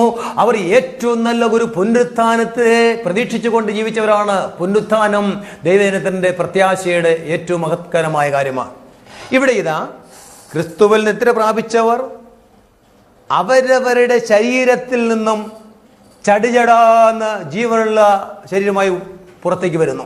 ലാസറിന്റെ കല്ലറയ്ക്കിൽ നിന്നും സൃഷ്ടികർത്താവായ ക്രിസ്തു ലാസറേ പുറത്തു വരിക എന്ന് കൽപ്പിച്ചപ്പോൾ മരിച്ചവന്റെ ആത്മാവ് ആ ശരീരത്തിലേക്ക് വന്ന് ശരീരത്തോടുകൂടെ പുറത്തു വന്നതുപോലെ ക്രിസ്തുവിൽ നിദ്ര പ്രാപിച്ച കോടാനുകോടി വിശുദ്ധന്മാർ ഈ 2010 വർഷത്തിനിടയിൽ നിദ്ര പ്രാപിച്ചവരും രക്തസാക്ഷികളായി തീർന്ന കോടാനുകോടി വിശുദ്ധന്മാർ അവർ ചടിചടാന്ന് ഉയർത്തെഴുന്നേൽക്കും. ഇവിടെ കിടക്കയിലായിരിക്കുന്നതെന്ന് പറഞ്ഞാൽ രാത്രിയെ കാണിക്കുന്നു. തിരയിൽ പിടിച്ചുകൊണ്ടിരിക്കുന്ന പ്രവൃത്തിയെ കാണിക്കുന്നു. വയലിലായിരിക്കുന്നു പറഞ്ഞാൽ അത് പകൽ പണിയെടുക്കുന്നതിനെ കാണിക്കുന്നു. അപ്പോൾ രാത്രിയാകാം, പ്രഭാതകമാകാം, സന്ധ്യയാകാം, പട്ട പകലാകാം, എപ്പോഴും ആകാം. ഈ ലോകത്തിന്റെ ഉരുണ്ടിരിക്കുന്ന ഭൂഗോളത്തിന്റെ ഏത് രാജ്യങ്ങളിലും ഏതെങ്കിലും സമയം ഓക്കെയാണ്. അത് നമുക്കറിയാമല്ലോ. ആ കർത്താവിന് വരവെങ്കിൽ ആയിരിക്കുന്ന സ്ഥാനത്ത് വന്നു അവർ രൂപാന്തരപ്പെടുന്നു. വാഹനങ്ങൾ ഓടിക്കുന്നതിൽ എത്രയോ ഭക്തന്മാരുണ്ട്, വിശ്വാസികൾ. പാസ്റ്റർമാരാകട്ടെ, അപ്പോസ്തലന്മാരാകട്ടെ, സാധാരണ വിശ്വാസികളാകട്ടെ, സഹോദരിമാരും സഹോദരന്മാരും ആകട്ടെ, ധാരാളം ആളുകൾ ഇന്ന് വാഹനം ഓടിക്കുന്നുണ്ടല്ലോ. 4 വീലാകട്ടെ, 2 വീലറാകട്ടെ, പല വാഹനങ്ങൾ ഓടിക്കുന്നവരാണ്. അവിടെ ഉള്ളിലെ പ്രത്യാശ ജീവനായകനെ, എൻ്റെ ക്രിസ്തുവേ, എൻ്റെ ആത്മമണവാളിനെ, നീ എപ്പോൾ വരുമെന്നുള്ള പ്രത്യാശയാകുന്നുവെങ്കിൽ ആ പ്രത്യാശയുടെ മറുപടിയായി പ്രാണപ്രിയൻ വരുമ്പോൾ ആ ഭക്തിയോടുകൂടെ പ്രത്യാശയോട് ജീവിക്കുന്ന തൻ്റെ ഭക്തന്മാർ അവർ നടത്തയിലോ വാഹനം ഓടിക്കുമ്പോഴോ പ്ലെയിൻ പറപ്പിക്കുമ്പോഴോ പ്ലെയിനിനകത്ത് യാത്ര ചെയ്യുമ്പോഴോ ഓഫീസിൽ ജോലി ചെയ്യുമ്പോഴോ ഏതവസ്ഥയിൽ ലോകത്തിലായിരുന്നാലും ഏത് സമയത്തിലായാലും കർത്താവിന്റെ വരവെങ്കിൽ അവർ രൂപാന്തരപ്പെടും. കണ്ണിമയ്ക്കുന്നിടയിൽ അവർ രൂപാന്തരപ്പെടും. അതാണ് വചനം പറയുന്നത്. അങ്ങനെ ഇവ ചട ഉയർക്കും വിശുദ്ധരെല്ലാം. അങ്ങനെ ഒരു കൂട്ടർ ഇവിടെ നിന്ന് ഉയർത്തെഴുന്നേറ്റ് വരുമ്പോൾ നാം എല്ലാവരും ജീവനോടിരിക്കുന്നു, രൂപാന്തരപ്പെട്ട് കർത്താവിനെ ഏൽപ്പാൻ മേഘങ്ങളിൽ എടുത്തുകൊള്ളപ്പെടും. അത് വെളിപ്പാട് പുസ്തകം 4-ാം അധ്യായത്തിന്റെ 1-ാം വാക്യത്തിൽ നമുക്ക് അത് പഠന വിഷയമായി എടുക്കേണ്ടതായിട്ടുണ്ട്. അടുത്തതായി മരണ പുനരുത്ഥാനത്തെ കുറിച്ചുള്ളതായ അല്പമായിട്ടുള്ള ഉപദേശവും അതിൻ്റെതായ ആവശ്യകതയും ബൈബിൾ നമ്മെ ഉറപ്പുവരുത്തുന്ന ചില വിഷയത്തിലേക്ക് നമുക്കൊന്ന് പ്രവേശിക്കാം. വിശ്വാസത്തിൻ്റെ അടിസ്ഥാന ശിലയാണ് പുനരുത്ഥാനം. നാം പുനരുത്ഥാന പ്രത്യാശയുടെ ഉടമകളാണ്. ഇവിടെ നാം അനിശ്ചിത കാലത്തേക്ക് വന്നു പാർക്കുന്നവരും പരദേശികളുമാണ്. ഭക്തന് മരണം നിശ്ചയമാണ്. എന്നാൽ ഒരു ഭക്തന് മരണം മധുരവും മരണാനന്തര നിത്യത അതിമധുരവുമാണ്. ഫിലിപ്പിയർക്ക് എഴുതിയ ലേഖനം 3:20-21 വാക്യങ്ങൾ നമ്മൾ ശ്രദ്ധിക്കൂ. നമ്മുടെ പൗരത്വമോ സ്വർഗത്തിലാകുന്നു. അവിടെ നിന്നും തൻ്റെ മഹത്വമുള്ള ശരീരത്തോടുകൂടെ അനുരൂപമായി നമ്മുടെ താഴ്ചയുള്ള ശരീരത്തെ രൂപാന്തരപ്പെടുത്തുമെന്നുള്ളത് എത്ര വാസ്തവമാണെന്നറിയാമോ? രൂപാന്തരപ്പെടുന്ന ഒരു ശരീരത്തോടുകൂടെ ഭക്തന്മാർ ഉയരത്തിലേക്ക് പറന്നു ഉയരും. റോമർക്കെഴുതിയ ലേഖനം 5-ാം അധ്യായം 2-ാം വാക്യം, നാം ദൈവ തേജസ്സിന്റെ പ്രത്യാശയിൽ പ്രശംസിക്കുന്നു. നമ്മളിവിടെ ജീവിക്കുന്നതും കർത്താവിന് വേണ്ടി പ്രവർത്തിക്കുന്നതും നമ്മുടെ പ്രത്യാശയും നമ്മുടെ വിശ്വാസവും ദൈവ തേജസ്സിനാൽ ഒരിക്കൽ ഞാൻ എടുത്തുകൊള്ളപ്പെടുമെന്നാണ്. റോമർക്കെഴുതിയ ലേഖനം 8-18-ാം വാക്യം, വെളിപ്പെടുവാനുള്ള തേജസ് വിചാരിച്ചാൽ ഈ കാലത്തിലെ ഘട്ടങ്ങൾ സാരമല്ല. കർത്താവ് നൽകുന്ന ചുരുങ്ങിയ ആയുസിന് ഒരു കാലഘട്ടത്തിനകത്ത് വിവിധ ഘട്ടങ്ങളും വേദനകളും രോഗങ്ങളും ശീലിച്ചവരായും ഓരോ നിമിഷവും ഇഞ്ചിഞ്ചായി വേദനപ്പെട്ട് മുന്നോട്ട് പോകുന്ന ഒരു വ്യക്തിയോടും ദൈവാത്മാവിന് ആന്തരികമായി കൊടുക്കുവാനുള്ള ഒരു ദൂത് എന്താണെന്ന് അറിയാമോ? വെളിപ്പെടുവാനുള്ള തേജസ്സിന്റെ പ്രത്യാശ ഓർക്കുമ്പോൾ ഈ കാലത്തിലെ ഘട്ടങ്ങൾ സാരമില്ല. നൊടിനേരത്തേക്കുള്ള ലഘുവായ ഘട്ടം അത്യന്തം അനവധിയായി തേജസ്സിന്റെ നിത്യകനം പ്രാപിപ്പാനിടയായി തീരുമെന്നാണ് അപ്പോസ്തലന്മാർ അന്ന് വിശ്വസിച്ചതും അവർ കാത്തിരുന്നതും. അതെ, അവരും നാമും അത് പ്രാപിക്കും നിശ്ചയം. അതുകൊണ്ട് ഫിലിപ്പിയർ 3:11 മുമ്പൊരിക്കൽ ഞാൻ ആവർത്തിച്ചു, വല്ല വിധേനയും മരിച്ചവിടെയുള്ള ഒരു പുനരുത്ഥാനം, ഒരു തേജസ്സിന്റെ ശരീരത്തോടു കൂടെയുള്ള ഒരു പുനരുത്ഥാനം എനിക്കുണ്ടാകണം. അതാണ് പൗലോസിന്റെ വിശ്വാസത്തിന്റെ അടിസ്ഥാന ശിലയായി താൻ കണ്ടിരുന്നത്. 1 കൊരിന്ത്യർ 15:35 അവിടെ എന്താ വായിക്കുന്നത്? പക്ഷേ ഒരുവൻ മരിച്ചവൻ എങ്ങനെ ഉയർക്കും എന്നും ഏത് വിധം ശരീരത്തോടുകൂടെ വരുന്നുവെന്നും നീ ചോദിക്കുന്നു. നിശ്ചയം അത് സാധാരണ ഈ ലോകത്തുള്ള സകല മനുഷ്യരും, ക്രിസ്ത്യാനിയാകട്ടെ, ആത്മികത്തിന്റെ കൊടിമൂത്ത നിലയിൽ ഇരിക്കുന്ന ആ വ്യക്തിയാകട്ടെ, ഈ പുനരുത്ഥാനം എന്ന് പറയുന്ന, ഉയർത്തെഴുന്നേൽപ്പ് എന്ന് പറയുന്ന കേവലം ഒരു സങ്കല്പ കഥ പോലെ ചിന്തിക്കുന്ന ഒരു നല്ലൊരു കൂട്ടം ആളുകൾ നമ്മുടെ ഇടയിലുണ്ട്. എന്നാൽ അങ്ങനെയല്ല. ഏതുവിധം ശരീരത്തോടുകൂടെ മരിച്ചു കഴിഞ്ഞ വ്യക്തി മണ്ണിൽ നിന്നും പുറത്തേക്ക് വരുന്നു ചോദിക്കുന്നു. ആ ചോദ്യത്തിന് മറുപടിയായി വീണ്ടും അതിന്റെ 19 വാക്യത്തിൽ വായിക്കുന്നത് എന്താണെന്ന് അറിയാമോ? നാം ഈ ആയുസ്സിൽ മാത്രം ക്രിസ്തുവിൽ പ്രത്യാശ വച്ചിരിക്കുന്നുവെങ്കിൽ സകല മനുഷ്യരിലും അരിഷ്ടന്മാരത്രേ. ഈ മണ്ണിനോടുകൂടെ, ശവക്കുഴിയോടുകൂടെ അവസാനിക്കുന്നതല്ല, മഹത്വം നിറഞ്ഞ നിത്യത കൊണ്ടുകൊണ്ട് നിത്യതയിൽ നമുക്ക് എത്തിച്ചേരണം. അതാണ് നമ്മുടെ ലക്ഷ്യം എന്നോട് ഉറപ്പുവരുത്തുന്നു. കൊലോസ്യർ 3:4 നമ്മുടെ ജീവനായകനായ ക്രിസ്തു വെളിപ്പെടുമ്പോൾ നിങ്ങളും അവനോടുകൂടെ തേജസ്സിൽ വെളിപ്പെടും. നമ്മുടെ ആത്മീയ വിശ്വാസം ലക്ഷ്യമെന്ന് പറഞ്ഞ അതാണ്. യോഹന്നാൻ 11:44 അതുപോലെ 1 യോഹന്നാൻ 3:1-2 അന്ന് നാം പുനരുത്ഥാനത്തിന് യോഗ്യന്മാരായി ദൈവദൂത തുല്യരും ദൈവപുത്രന്മാരും ആയിത്തീരും. നാം അവനെ താൻ ഇരിക്കും പോലെ തന്നെ കാണുന്നതാകൊണ്ട് അവനോട് സദൃശ്യന്മാരാകും. ഇപ്പോൾ പറഞ്ഞതിന്റെ അർത്ഥം എന്താണെന്ന് അറിയാമോ? കർത്താവ് വരുന്നു, ക്രിസ്തുവിൽ നിദ്ര പ്രാപിച്ച കോടാനുകോടി വിശുദ്ധന്മാർ ലോകരാഷ്ട്രങ്ങളിൽ നിന്നായി ഉയർത്തെഴുന്നേറ്റ് തേജസ്സിന്റെ പുത്രന്മാരായി അവന്റെ അടുക്കൽ കൂടുന്നു. ജീവനോടെ ഇരിക്കുന്ന നാമം കണ്ണുമയ്ക്കുന്നിടയിൽ രൂപാന്തരപ്പെട്ട് അവനോടുകൂടെ തേജസ്സിലേക്ക് രൂപാന്തരപ്പെട്ട് പ്രതിഫലത്തിനായി അടുക്കൽ ചെല്ലും. അതിനുവേണ്ടിയാണ് സ്വർഗത്തിൽ ഒരു വാതിൽ തുറന്നത്. ഹല്ലേലൂയ. നമ്മൾ അതിനൊക്കെയും യോഗ്യന്മാരായി തീരട്ടെ. പഴയ ശരീരം, അതിൽ വരുന്നതായ മാറ്റം ആദാമിനോട് പറയുമ്പോൾ, ആദാമേ നിന്നെ നിലത്ത് നിന്ന് എടുത്തിരിക്കുന്നു, നീ പൊടിയാകുന്നു, പൊടിയിൽ തിരികെ ചേരും. സഭാപ്രസംഗി 12:7 പൊടി പണ്ടായിരുന്നത് പോലെ പൊടിയിലേക്ക് തിരികെ ചേരും. അവിടെ അങ്ങനെ തന്നെ പറയുന്നു. 90-ാം സങ്കീർത്തനത്തിന്റെ 3-10 ശ്രദ്ധിക്കൂ.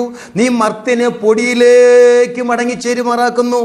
ഓരോരു മർത്യരെ പൊടിയിലേക്ക് മടങ്ങിച്ചേരുമാറാക്കുന്നു. അടുത്ത് മനുഷ്യപുത്രന്മാരെ തിരികെ വരുവീൻ. അത് അർത്ഥപുഷ്ടിയായിട്ടുള്ളതായ ഒരു വാക്യമായിട്ടാണ് പുതിയ നിയമത്തിൽ കർത്താവ് താൻ ഗംഭീരനാദം മുഴക്കി ഇവിടേക്ക് കയറി വരിക എന്നുള്ളതായ ശബ്ദം മുഴക്കുമ്പോൾ ക്രിസ്തുവിൽ നിദ്ര പ്രാപിച്ചവരും തേജസ്സോടുകൂടി ഇരിക്കുന്നവരും മുമ്പും പിമ്പുമായിട്ടുള്ളതായ ഓർഗത്തിലേക്കുള്ള ഒരു യാത്ര, ഒരു കുതിച്ചെഴുന്നേൽപ്പ്. അതിനെക്കുറിച്ച് 1 തെസ്സലോനിക്കർ 5:2 കള്ളൻ രാത്രിയിൽ വരുമ്പോൾ കർത്താവിന്റെ നാൾ വരുന്നുവെന്നും വായിക്കുന്നു. 1 കൊരിന്ത്യർ 15:52 ഞാൻ ഒരു മർമ്മം നിങ്ങളോട് പറയാം. പൗലോസ് പറയുകയാണ്, ഇത് കേവലം കേട്ടുകേൾവിയല്ല, കെട്ടുകഥകളല്ല, ഇത് ഒരു മർമ്മമാണ്, ദൈവവിഷയമായ മർമ്മമാണ്. എന്താണ്? കാഹളനാദത്തിങ്കൽ പെട്ടെന്ന് കണ്ണുമയ്ക്കുന്നിടയിൽ മരിച്ചവർ അക്ഷരായി തേജസ്സിന്റെ പുത്രന്മാരെ ഉയർക്കുകയും നാം രൂപാന്തരപ്പെടുകയും ചെയ്യും. ഈ വചനങ്ങളെ കൊണ്ട് അന്യോന്യം ആശ്രയിപ്പിച്ചുകൊള്ളുവിൻ എന്നും കൂടെയാണ്. നമുക്കുള്ള പ്രത്യാശ വിഷയം എന്ന് പറയുന്നത് മരണാനന്തര പുനരുത്ഥാനമാണ്, നിത്യജീവനാണ്. ഇനി ഒരു കാര്യം കൂടെ വേഗത്തിൽ ഞാൻ പറഞ്ഞ് അവസാനിപ്പിക്കട്ടെ. 110-ാം സങ്കീർത്തനത്തിന്റെ 3 നിന്റെ സേനാ ദിവസത്തിൽ ഉഷസ്സിന്റെ ഉദരത്തിൽ നിന്ന് യുവാക്കളായ മഞ്ഞ് നിനക്ക് വരുന്നുവെന്ന്. അതായത് തേജസ്സിന്റെ പുത്രന്മാരായി മണ്ണിൽ നിന്നും വിണ്ണിന്റെ പുത്രന്മാരായി പുറത്തേക്ക് വരുന്ന ഒരു പ്രവചനമാണത്. അത് വായിക്കുമ്പോൾ ഏറെക്കുറെ ആളുകൾക്ക് അത് മനസ്സിലാകുകയില്ല. നമ്മളിൽ അധികം ആരും ശ്രദ്ധിക്കാത്ത അതിശ്രദ്ധേയമായ പഴയ നിയമ പ്രവചനങ്ങളിൽപ്പെട്ട ഒരു വാക്യം ഞാൻ വായിച്ചു കേൾപ്പിക്കാം. പഴയ നിയമ ഭക്തന്മാർക്കും പുതിയ നിയമ ഭക്തന്മാർക്കും വളരെ സ്വീകാര്യമായിട്ടുള്ളതായ പ്രത്യാശ നിറഞ്ഞ ദൈവിക മർമ്മങ്ങളുടെ കലവറകൾ നിറഞ്ഞ നിത്യതയുടെ മർമ്മങ്ങൾ നിറഞ്ഞ ഒരു വേദഭാഗമാണ്. ഇവിടെ വായിക്കാം. യെശയ്യാ പ്രവചനം 26-ാം അധ്യായം 19, 20, 21 വാക്യങ്ങൾ ശ്രദ്ധിക്കൂ. നിന്റെ മൃതന്മാർ ജീവിക്കും, അവരുടെ ശരീരങ്ങൾ ഉത്ഥാനം ചെയ്യും. പൊടിയിൽ കിടക്കുന്നവരെ ഉണർന്നു ഘോഷിപ്പീൻ. നിന്റെ മഞ്ഞ് മഞ്ഞുപോലെ ഇരിക്കുന്നു, ഭൂമി മൃതന്മാരെ പ്രസവിക്കുമല്ലോ. എൻ്റെ ജനമേ, വന്ന് നിന്റെ അറകൾ കിടന്ന് വാതിലുകളടയ്ക്ക. ക്രോധം കടന്നു പോകുവോളം അല്പനേരത്തേക്ക് ഒളിച്ചിരിക്കുക. ഇവിടെ ഇത് ഭാരത് ബൈബിൾ എന്ന് പറയുന്ന മലയാളം വേർഷൻ ബൈബിളാണ്. നമ്മുടെ സ്ഥിരം ഉപയോഗിക്കുന്ന പഴയ ബൈബിളിൽ ഭൂമി പ്രേതന്മാരെ പ്രസവിക്കുമല്ലോ എന്നാണ് ഇവിടെ എഴുതിയിരിക്കുന്നത്. ഇവിടെ പറയുന്നത് നിന്റെ മൃതന്മാർ ജീവിക്കും, അവരുടെ ശരീരങ്ങൾ ഉത്ഥാനം ചെയ്യും, ശരീരങ്ങൾ ഉയർത്തെഴുന്നേൽക്കുമെന്നാണ്. ഉത്ഥാനം ചെയ്യും. പഴയ ബൈബിൾ എഴുതിയിരിക്കുന്നത് ഭൂമി പ്രേതന്മാരെ പ്രസവിക്കുമല്ലോ എന്നാണ് പഴയ പുസ്തകത്തിൽ കാണുന്നത്. പുതിയ ട്രാൻസ്ലേഷണൽ വേർഷൻ ബൈബിളുകളിൽ വ്യത്യാസമുണ്ട്. നിന്റെ മൃതന്മാർ ജീവിക്കും, അവിടെ ശരീരങ്ങൾ ഉത്ഥാനം ചെയ്യും, പൊടിയിൽ കിടക്കുന്നവരെ ഉണർന്നു ഘോഷിപ്പേ, നിന്റെ മഞ്ഞ് പ്രഭാതത്തിലെ മഞ്ഞ് പോലെ ഇരിക്കുന്നു. അടുത്ത് ഭൂമി മൃതന്മാരെ പ്രസവിക്കുമല്ലോ. പഴയ ബൈബിളിൽ ഭൂമി പ്രേതന്മാരെ പ്രസവിക്കുമല്ലോ എന്നാണ്. ഇവിടെ അപ്പം മൃതന്മാരെ പ്രസവിക്കുമല്ലോ. അങ്ങനെയാണ് ഭൂമിക്കൊരു പ്രസവം നടക്കുന്നത്. ഈ വിഷയത്തിൻ്റെ അതിഗൗരവമായിട്ടുള്ളതായ ആ കാര്യമാണത്. ഭൂമി പ്രേതന്മാരെ പ്രസവിക്കുമല്ലോ എന്ന് പറഞ്ഞാൽ പഴയ നിയമ ഭക്തന്മാർക്കും ആന്തരികമായ ദൈവികമായ ഒരു മർമ്മം വെളിപ്പാടായി അകത്ത് ലഭിച്ചിരുന്നത്. ഞങ്ങൾ ഒരു നാൾ ഈ ഭൂമിയിൽ നിന്നും മാറ്റപ്പെടും, ഞങ്ങൾ മരിക്കും, ഞങ്ങളുടെ ശരീരം ഭൂമിക്ക് ദ്രവത്വത്തിലേക്ക്, ഈ മണ്ണിന് വളമായി തീരും. പക്ഷേ ഒരു നാൾ ഞങ്ങളുടെ വീണ്ടെടുപ്പുകാരൻ ജീവിച്ചിരിക്കുന്നു. അവൻ ഈ ഭൂമിയിൽ രാജാതി രാജാവായി വാഴുവാൻ ഭൂമിയുടെ മധ്യത്തിലേക്ക് ഇറങ്ങി വരും. ആ സാക്ഷാൽ ജീവനായകനായ മസിയയിൽ ഞങ്ങൾ വിശ്വസിക്കുന്നു. ഞങ്ങൾക്കൊരു പുനരുത്ഥാനമുണ്ട്, ഞങ്ങൾ ഉയർത്തെഴുന്നേൽക്കും, അവനോടുകൂടെ വാഴും. അതവിടെ വിശ്വാസമാണ്. അതിവിടെ സംഭവിക്കുന്നത് ഇപ്രകാരമാണ്. ഭൂമി പ്രേതന്മാരെ, മൃതന്മാരുടെ ശരീരത്തെ പ്രസവിക്കുന്നത് എങ്ങനെയാണ്? പ്രാർത്ഥന സമയത്ത് ദൈവാത്മാവിൽ ഒരു പ്രകാശനം ഉണ്ടാകുകയും അങ്ങനെ ലഭിച്ചതായ വെളിപ്പാടുകൾ ഒരു മർമ്മം കൂടെ പറയാം. പെട്ടെന്ന് മഴ സമയത്തുണ്ടാകുന്നതായ ഒരു ഇടിനാദം പോലെ, ഇടിയും കൊള്ളിയാനും ഇറങ്ങി വരുന്നത് പോലെ ഒരു അനുഭവം. ആ ഇടി എന്ന് പറയുന്നത് സാധാരണ മഴക്കാലത്തോ അല്ലെങ്കിൽ കൊള്ളിയാനും ഇടിയും ഉണ്ടാകുന്ന സമയത്ത് നമുക്കറിയാവുന്ന ഒരു കാര്യം, വീട് അടച്ചിട്ടിരുന്നാലും തുറന്നിട്ടിരുന്നാലും ജനാലകളും കതകുമെല്ലാം കിളികിലാന്ന് വിറയ്ക്കും. അടുക്കളയിൽ ഷെൽഫിൽ കഴുകി വെച്ചിരിക്കുന്ന സ്റ്റീൽ പാത്രങ്ങൾ അടുക്കി വയ്ക്കുന്ന കിളികളെ ശബ്ദമുണ്ടാക്കുക മാത്രമല്ല, ചിലപ്പോൾ അത് ഉരുണ്ട് താഴെ വീഴും. കാരണം അവിടെ ഭൂകമ്പം ഉണ്ടായിട്ടല്ല, ഭൂമിയുടെ അതിൻ്റെ പുറന്തോടിൽ പെട്ടെന്നൊരു വൈബ്രേഷൻ, ഒരു വിറയലുണ്ടായതാണ്. എന്തുകൊണ്ട്? ഉയരത്തിൽ നിന്ന് ഇറങ്ങി വന്നായ കൊള്ളിയാനും ഇടിനാദവും ഭൂമിക്കൊരു വിറയലുണ്ടാക്കി എന്നതുപോലെ നേരത്തെ ചിന്തിച്ചതായ ഒരു വിഷയമുണ്ടല്ലോ. കർത്താവിൻ്റെ വായിൽ നിന്ന് പുറത്തു വരുന്നതായ ശബ്ദം വാളാകുന്നു, അത് മിന്നലാം വാളാകുന്നുവെന്നാണ്. മിന്നലാം വാളെന്ന് പറഞ്ഞാൽ അങ്ങ് ഉന്നതത്തിൽ നിന്നും ഇവിടേക്ക് കയറി വരുവേൻ എന്നുള്ള കർത്താവിന് ഗംഭീരനാഥം, മിന്നൽ പിണരുകൾ പോലെ, വൈദ്യുതി തരംഗം പോലെ ഭൂമിയിലേക്ക് വന്ന് ഇറങ്ങിയിട്ട് അത് ഗംഭീര ശബ്ദമായിരിക്കണമെന്നല്ല, ഇൻവിസിബിൾ റൈസായി ഇറങ്ങി വന്ന് ഭൂമിയുടെ പുറന്തോടുകൾ മുഴുവനെയും ഒന്ന് വൈബ്രേറ്റ് ചെയ്യിക്കും, ഒന്ന് വിറപ്പിക്കുമ്പോൾ ഭൂമിയുടെ വിറയലോടൊപ്പം ഭൂമി വിഴുങ്ങി വച്ചിരിക്കുന്ന ദ്രവത്വത്തിലേക്ക് സ്വീകരിച്ച് വെച്ചിരിക്കുന്ന കോടാനുകോടി വിശുദ്ധന്മാരുടെ ശരീരത്തെ ചടിചടാന്ന് പറഞ്ഞ് തേജസ്സോടെ പുറത്തേക്ക് വിടും. ഈ പ്രവചനമാണ് ഇവിടെ പറഞ്ഞിരിക്കുന്നത്. ഭൂമി പ്രേതന്മാരെ പ്രസവിക്കുമല്ലോ. അപ്രകാരം ഭൂമിയിൽ നിന്നും തേജസ്സോടുകൂടെ ഈ ഭക്തന്മാരുടെ ഉയർത്തെഴുന്നേൽപ്പും ജീവനോടെ ശേഷിക്കുന്നവരുടെ രൂപാന്തരവും സംഭവിച്ചു കഴിഞ്ഞാൽ അടുത്തിവിടെ പറഞ്ഞിരിക്കുന്നത്, എന്റെ ജനമേ വാ, വന്ന് നിന്റെ അറകളിൽ കിടന്ന് വാതിലുകളെ അടയ്ക്ക, എന്റെ ക്രോധം കഴിഞ്ഞു പോകുവോളം അല്പകാലത്തേക്ക് ഒളിച്ചിരിക്കുക. എന്താ അതിന്റെ അർത്ഥം?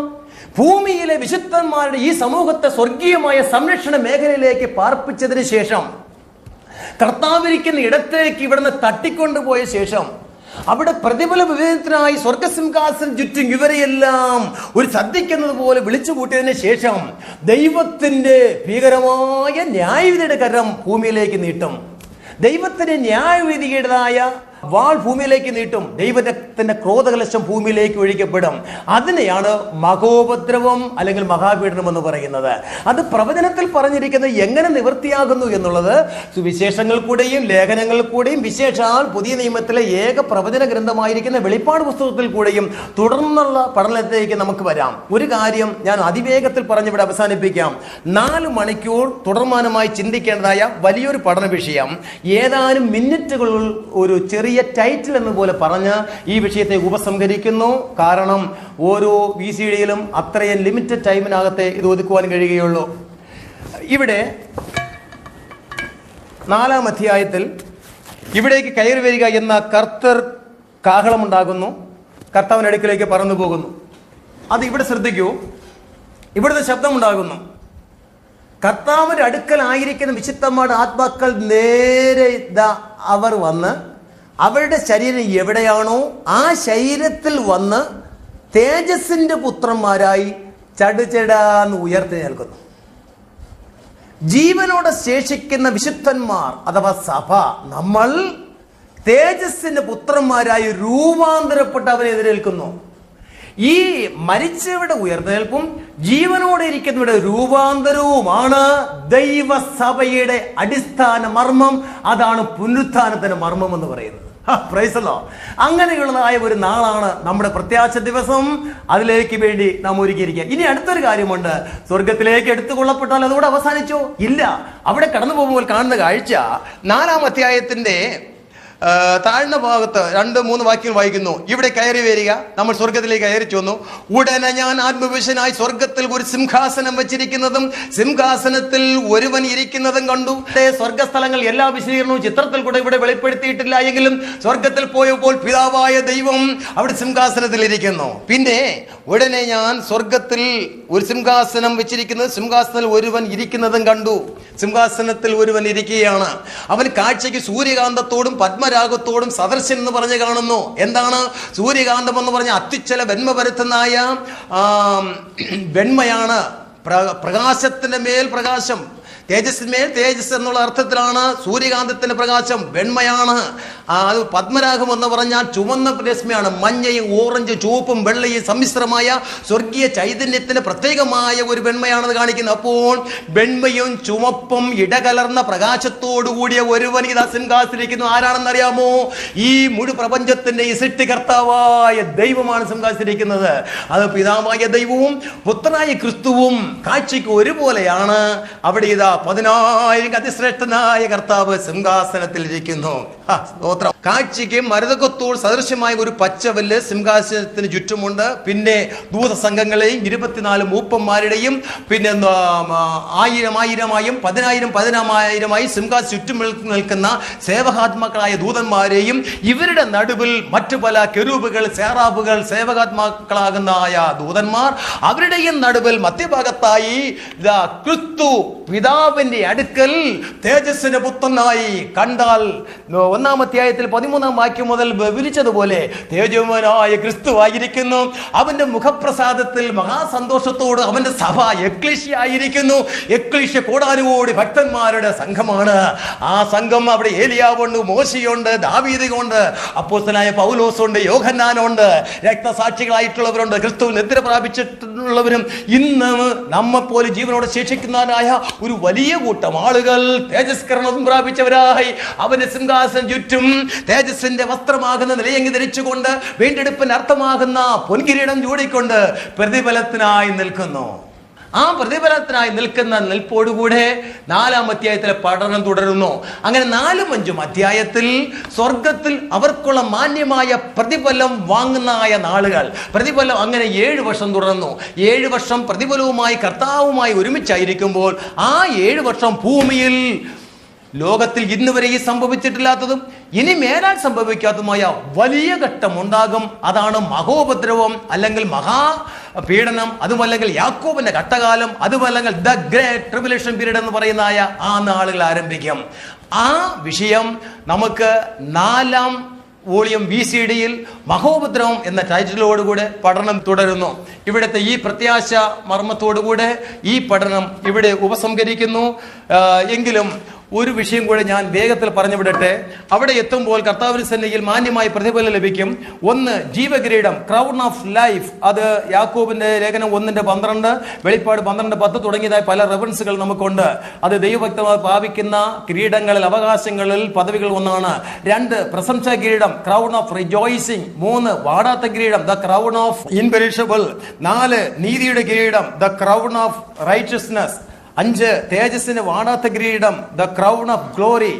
ഇങ്ങനെ വിവിധ കിരീടങ്ങൾ ഇവിടെ വെച്ച് ലഭിക്കും. ഈ കിരീടങ്ങൾ എന്ന് പറയുമ്പോൾ കേവലം ഒരു രൂപാലങ്കാരം പോലെ, കേൾവി കഥ പോലെ കേട്ടുപിടുവാനുള്ളതല്ല.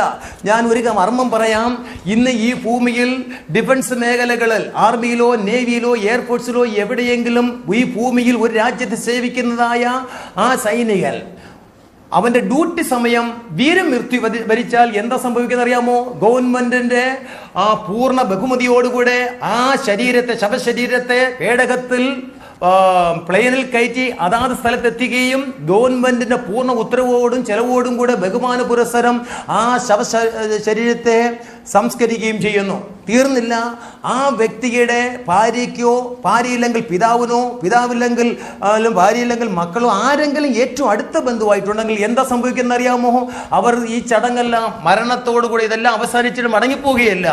ആ വ്യക്തിക്ക് ന്യായമായി കൊടുക്കേണ്ടതായ അവാർഡുകൾ, ഒന്നേ അത് വീരചക്രയോ അശോക ചക്രയോ എന്ന് പറയും പോലെ പരമോന്നത ബഹുമതികളിൽ ഏതെങ്കിലും ഒന്നോ, അല്ലെങ്കിൽ പണപരമായിട്ടുള്ള ഏതെങ്കിലും ഒരു ഉപകാരമോ കൊടുത്ത് അവര് ബഹുമാന പുരസ്സരം ബഹുമാനിച്ചിട്ട് മാത്രമേ പോവുകയുള്ളൂ. ഞാൻ ഒരു കാര്യം, ഒരു മർമ്മം പറയട്ടെ. ദൈവഭക്തന്മാർ ഭൂമിയിൽ നിന്ന് കർത്താവിന്റെ അടുക്കലേക്ക് കടന്നു പോകുമ്പോൾ ഇവിടെ ഒരു ചെറു വിരലെങ്കിലും അടക്കി അവന് വേണ്ടി അധ്വാനിച്ചിട്ടുണ്ടെങ്കിൽ, കർത്താവിന്റെ വേലയിൽ പ്രവർത്തിച്ചിട്ടുണ്ടെങ്കിൽ, സാക്ഷിയായിട്ടുണ്ടെങ്കിൽ, അതിന് തക്കതായ പ്രതിഫലം അവിടെ നിന്ന് ഓരോന്നോരോന്നായി ലഭിക്കുമ്പോഴായ അവകാശങ്ങളെ കുറിച്ച് മറ്റ് 18 കൂട്ടം വിഷയങ്ങൾ വേറെയും പറയുന്നുണ്ട്. ഇതിൽ പലതും ഓരോ ഭക്തന്മാർ പ്രാപിക്കും. ഇവിടെ ഒന്ന് ലഭിക്കുകയല്ലോ എന്നോർത്ത് ഭക്തിയോടെ ജീവിച്ചതായ ഒരു പാപം വിശ്വാസിയായിരിക്കാം വലിയ പ്രതിഫലം അവിടെ നിന്ന് വാങ്ങുന്നത്. ഇവിടെ വലിയ കാര്യങ്ങൾ ചെയ്തു എന്ന് വീരവാദം മുഴക്കുന്ന ഒരു വ്യക്തിക്ക് ഒരുപക്ഷെ അവിടെ നിന്ന് ഒന്നും കിട്ടിയില്ല എന്ന് വന്നേക്കാം. ഇതെല്ലാം വ്യക്തിപരമായി അവനവന്റെ മനസാക്ഷിയിൽ ഇവിടെ ആയിരിക്കുമ്പോൾ തീരുമാനിക്കേണ്ടതും പ്രവർത്തിക്കേണ്ടതുമായ ഒരു കാര്യം. അതുകൊണ്ടാണ് ലവോദിക്ക സഭയുടെ ദൂത് അവസാനിക്കുമ്പോൾ ഇപ്രകാരം പറഞ്ഞത്: നീ ജാഗ്രതയോടിരിക്കുക, മാനസാന്തരപ്പെടുക, ഞാൻ വാതിൽക്കൽ നിന്ന് മുട്ടുന്നു, എന്റെ വരവിന് വേണ്ടി എടുക്കപ്പെടുവാനും പ്രതിഫലം വാങ്ങുവാനും നീ അർഹനാണോ? നീ നിന്നെ തന്നെ ജാഗ്രതയോടുകൂടെ കാത്തുകൊള്ളുക എന്ന് ദൂതോടെ പറയേണ്ട കാര്യം ഇതാണ്. ഇവിടെ കർത്താവ് വരും, അവന്റെ ഭക്തന്മാർ, അവനുള്ളവർ, അവന്റെ വരവെങ്കിൽ എടുത്തുകൊള്ളപ്പെടും. ഈ വചനങ്ങളെ കൊണ്ട് അന്യോന്യം ആശ്വസിപ്പിച്ചുകൊള്ളുവിൻ എന്നുകൂടെ ഒരു വാക്ക് പറഞ്ഞ് എൻ്റെ ഈ വിഷയത്തിന്റെ പഠനം ഇവിടെ ഞാൻ ഉപസംഹരിക്കുന്നു. കൃപായുഗവും യേശുക്രിസ്തുവിന്റെ വരവും എന്ന ടൈറ്റിലോട് കൂടിയ 7 സഭകളെ കുറിച്ചുള്ള പഠനം ഇവിടെ കൊണ്ട് അവസാനിക്കുന്നു. 4ാമത്തെ VCD മഹോദ്രവം എന്ന വിഷയത്തെക്കുറിച്ച് പഠനം തുടരുന്നു. ദൈവം ഏവരെയും അനുഗ്രഹിക്കുന്നതാണ്.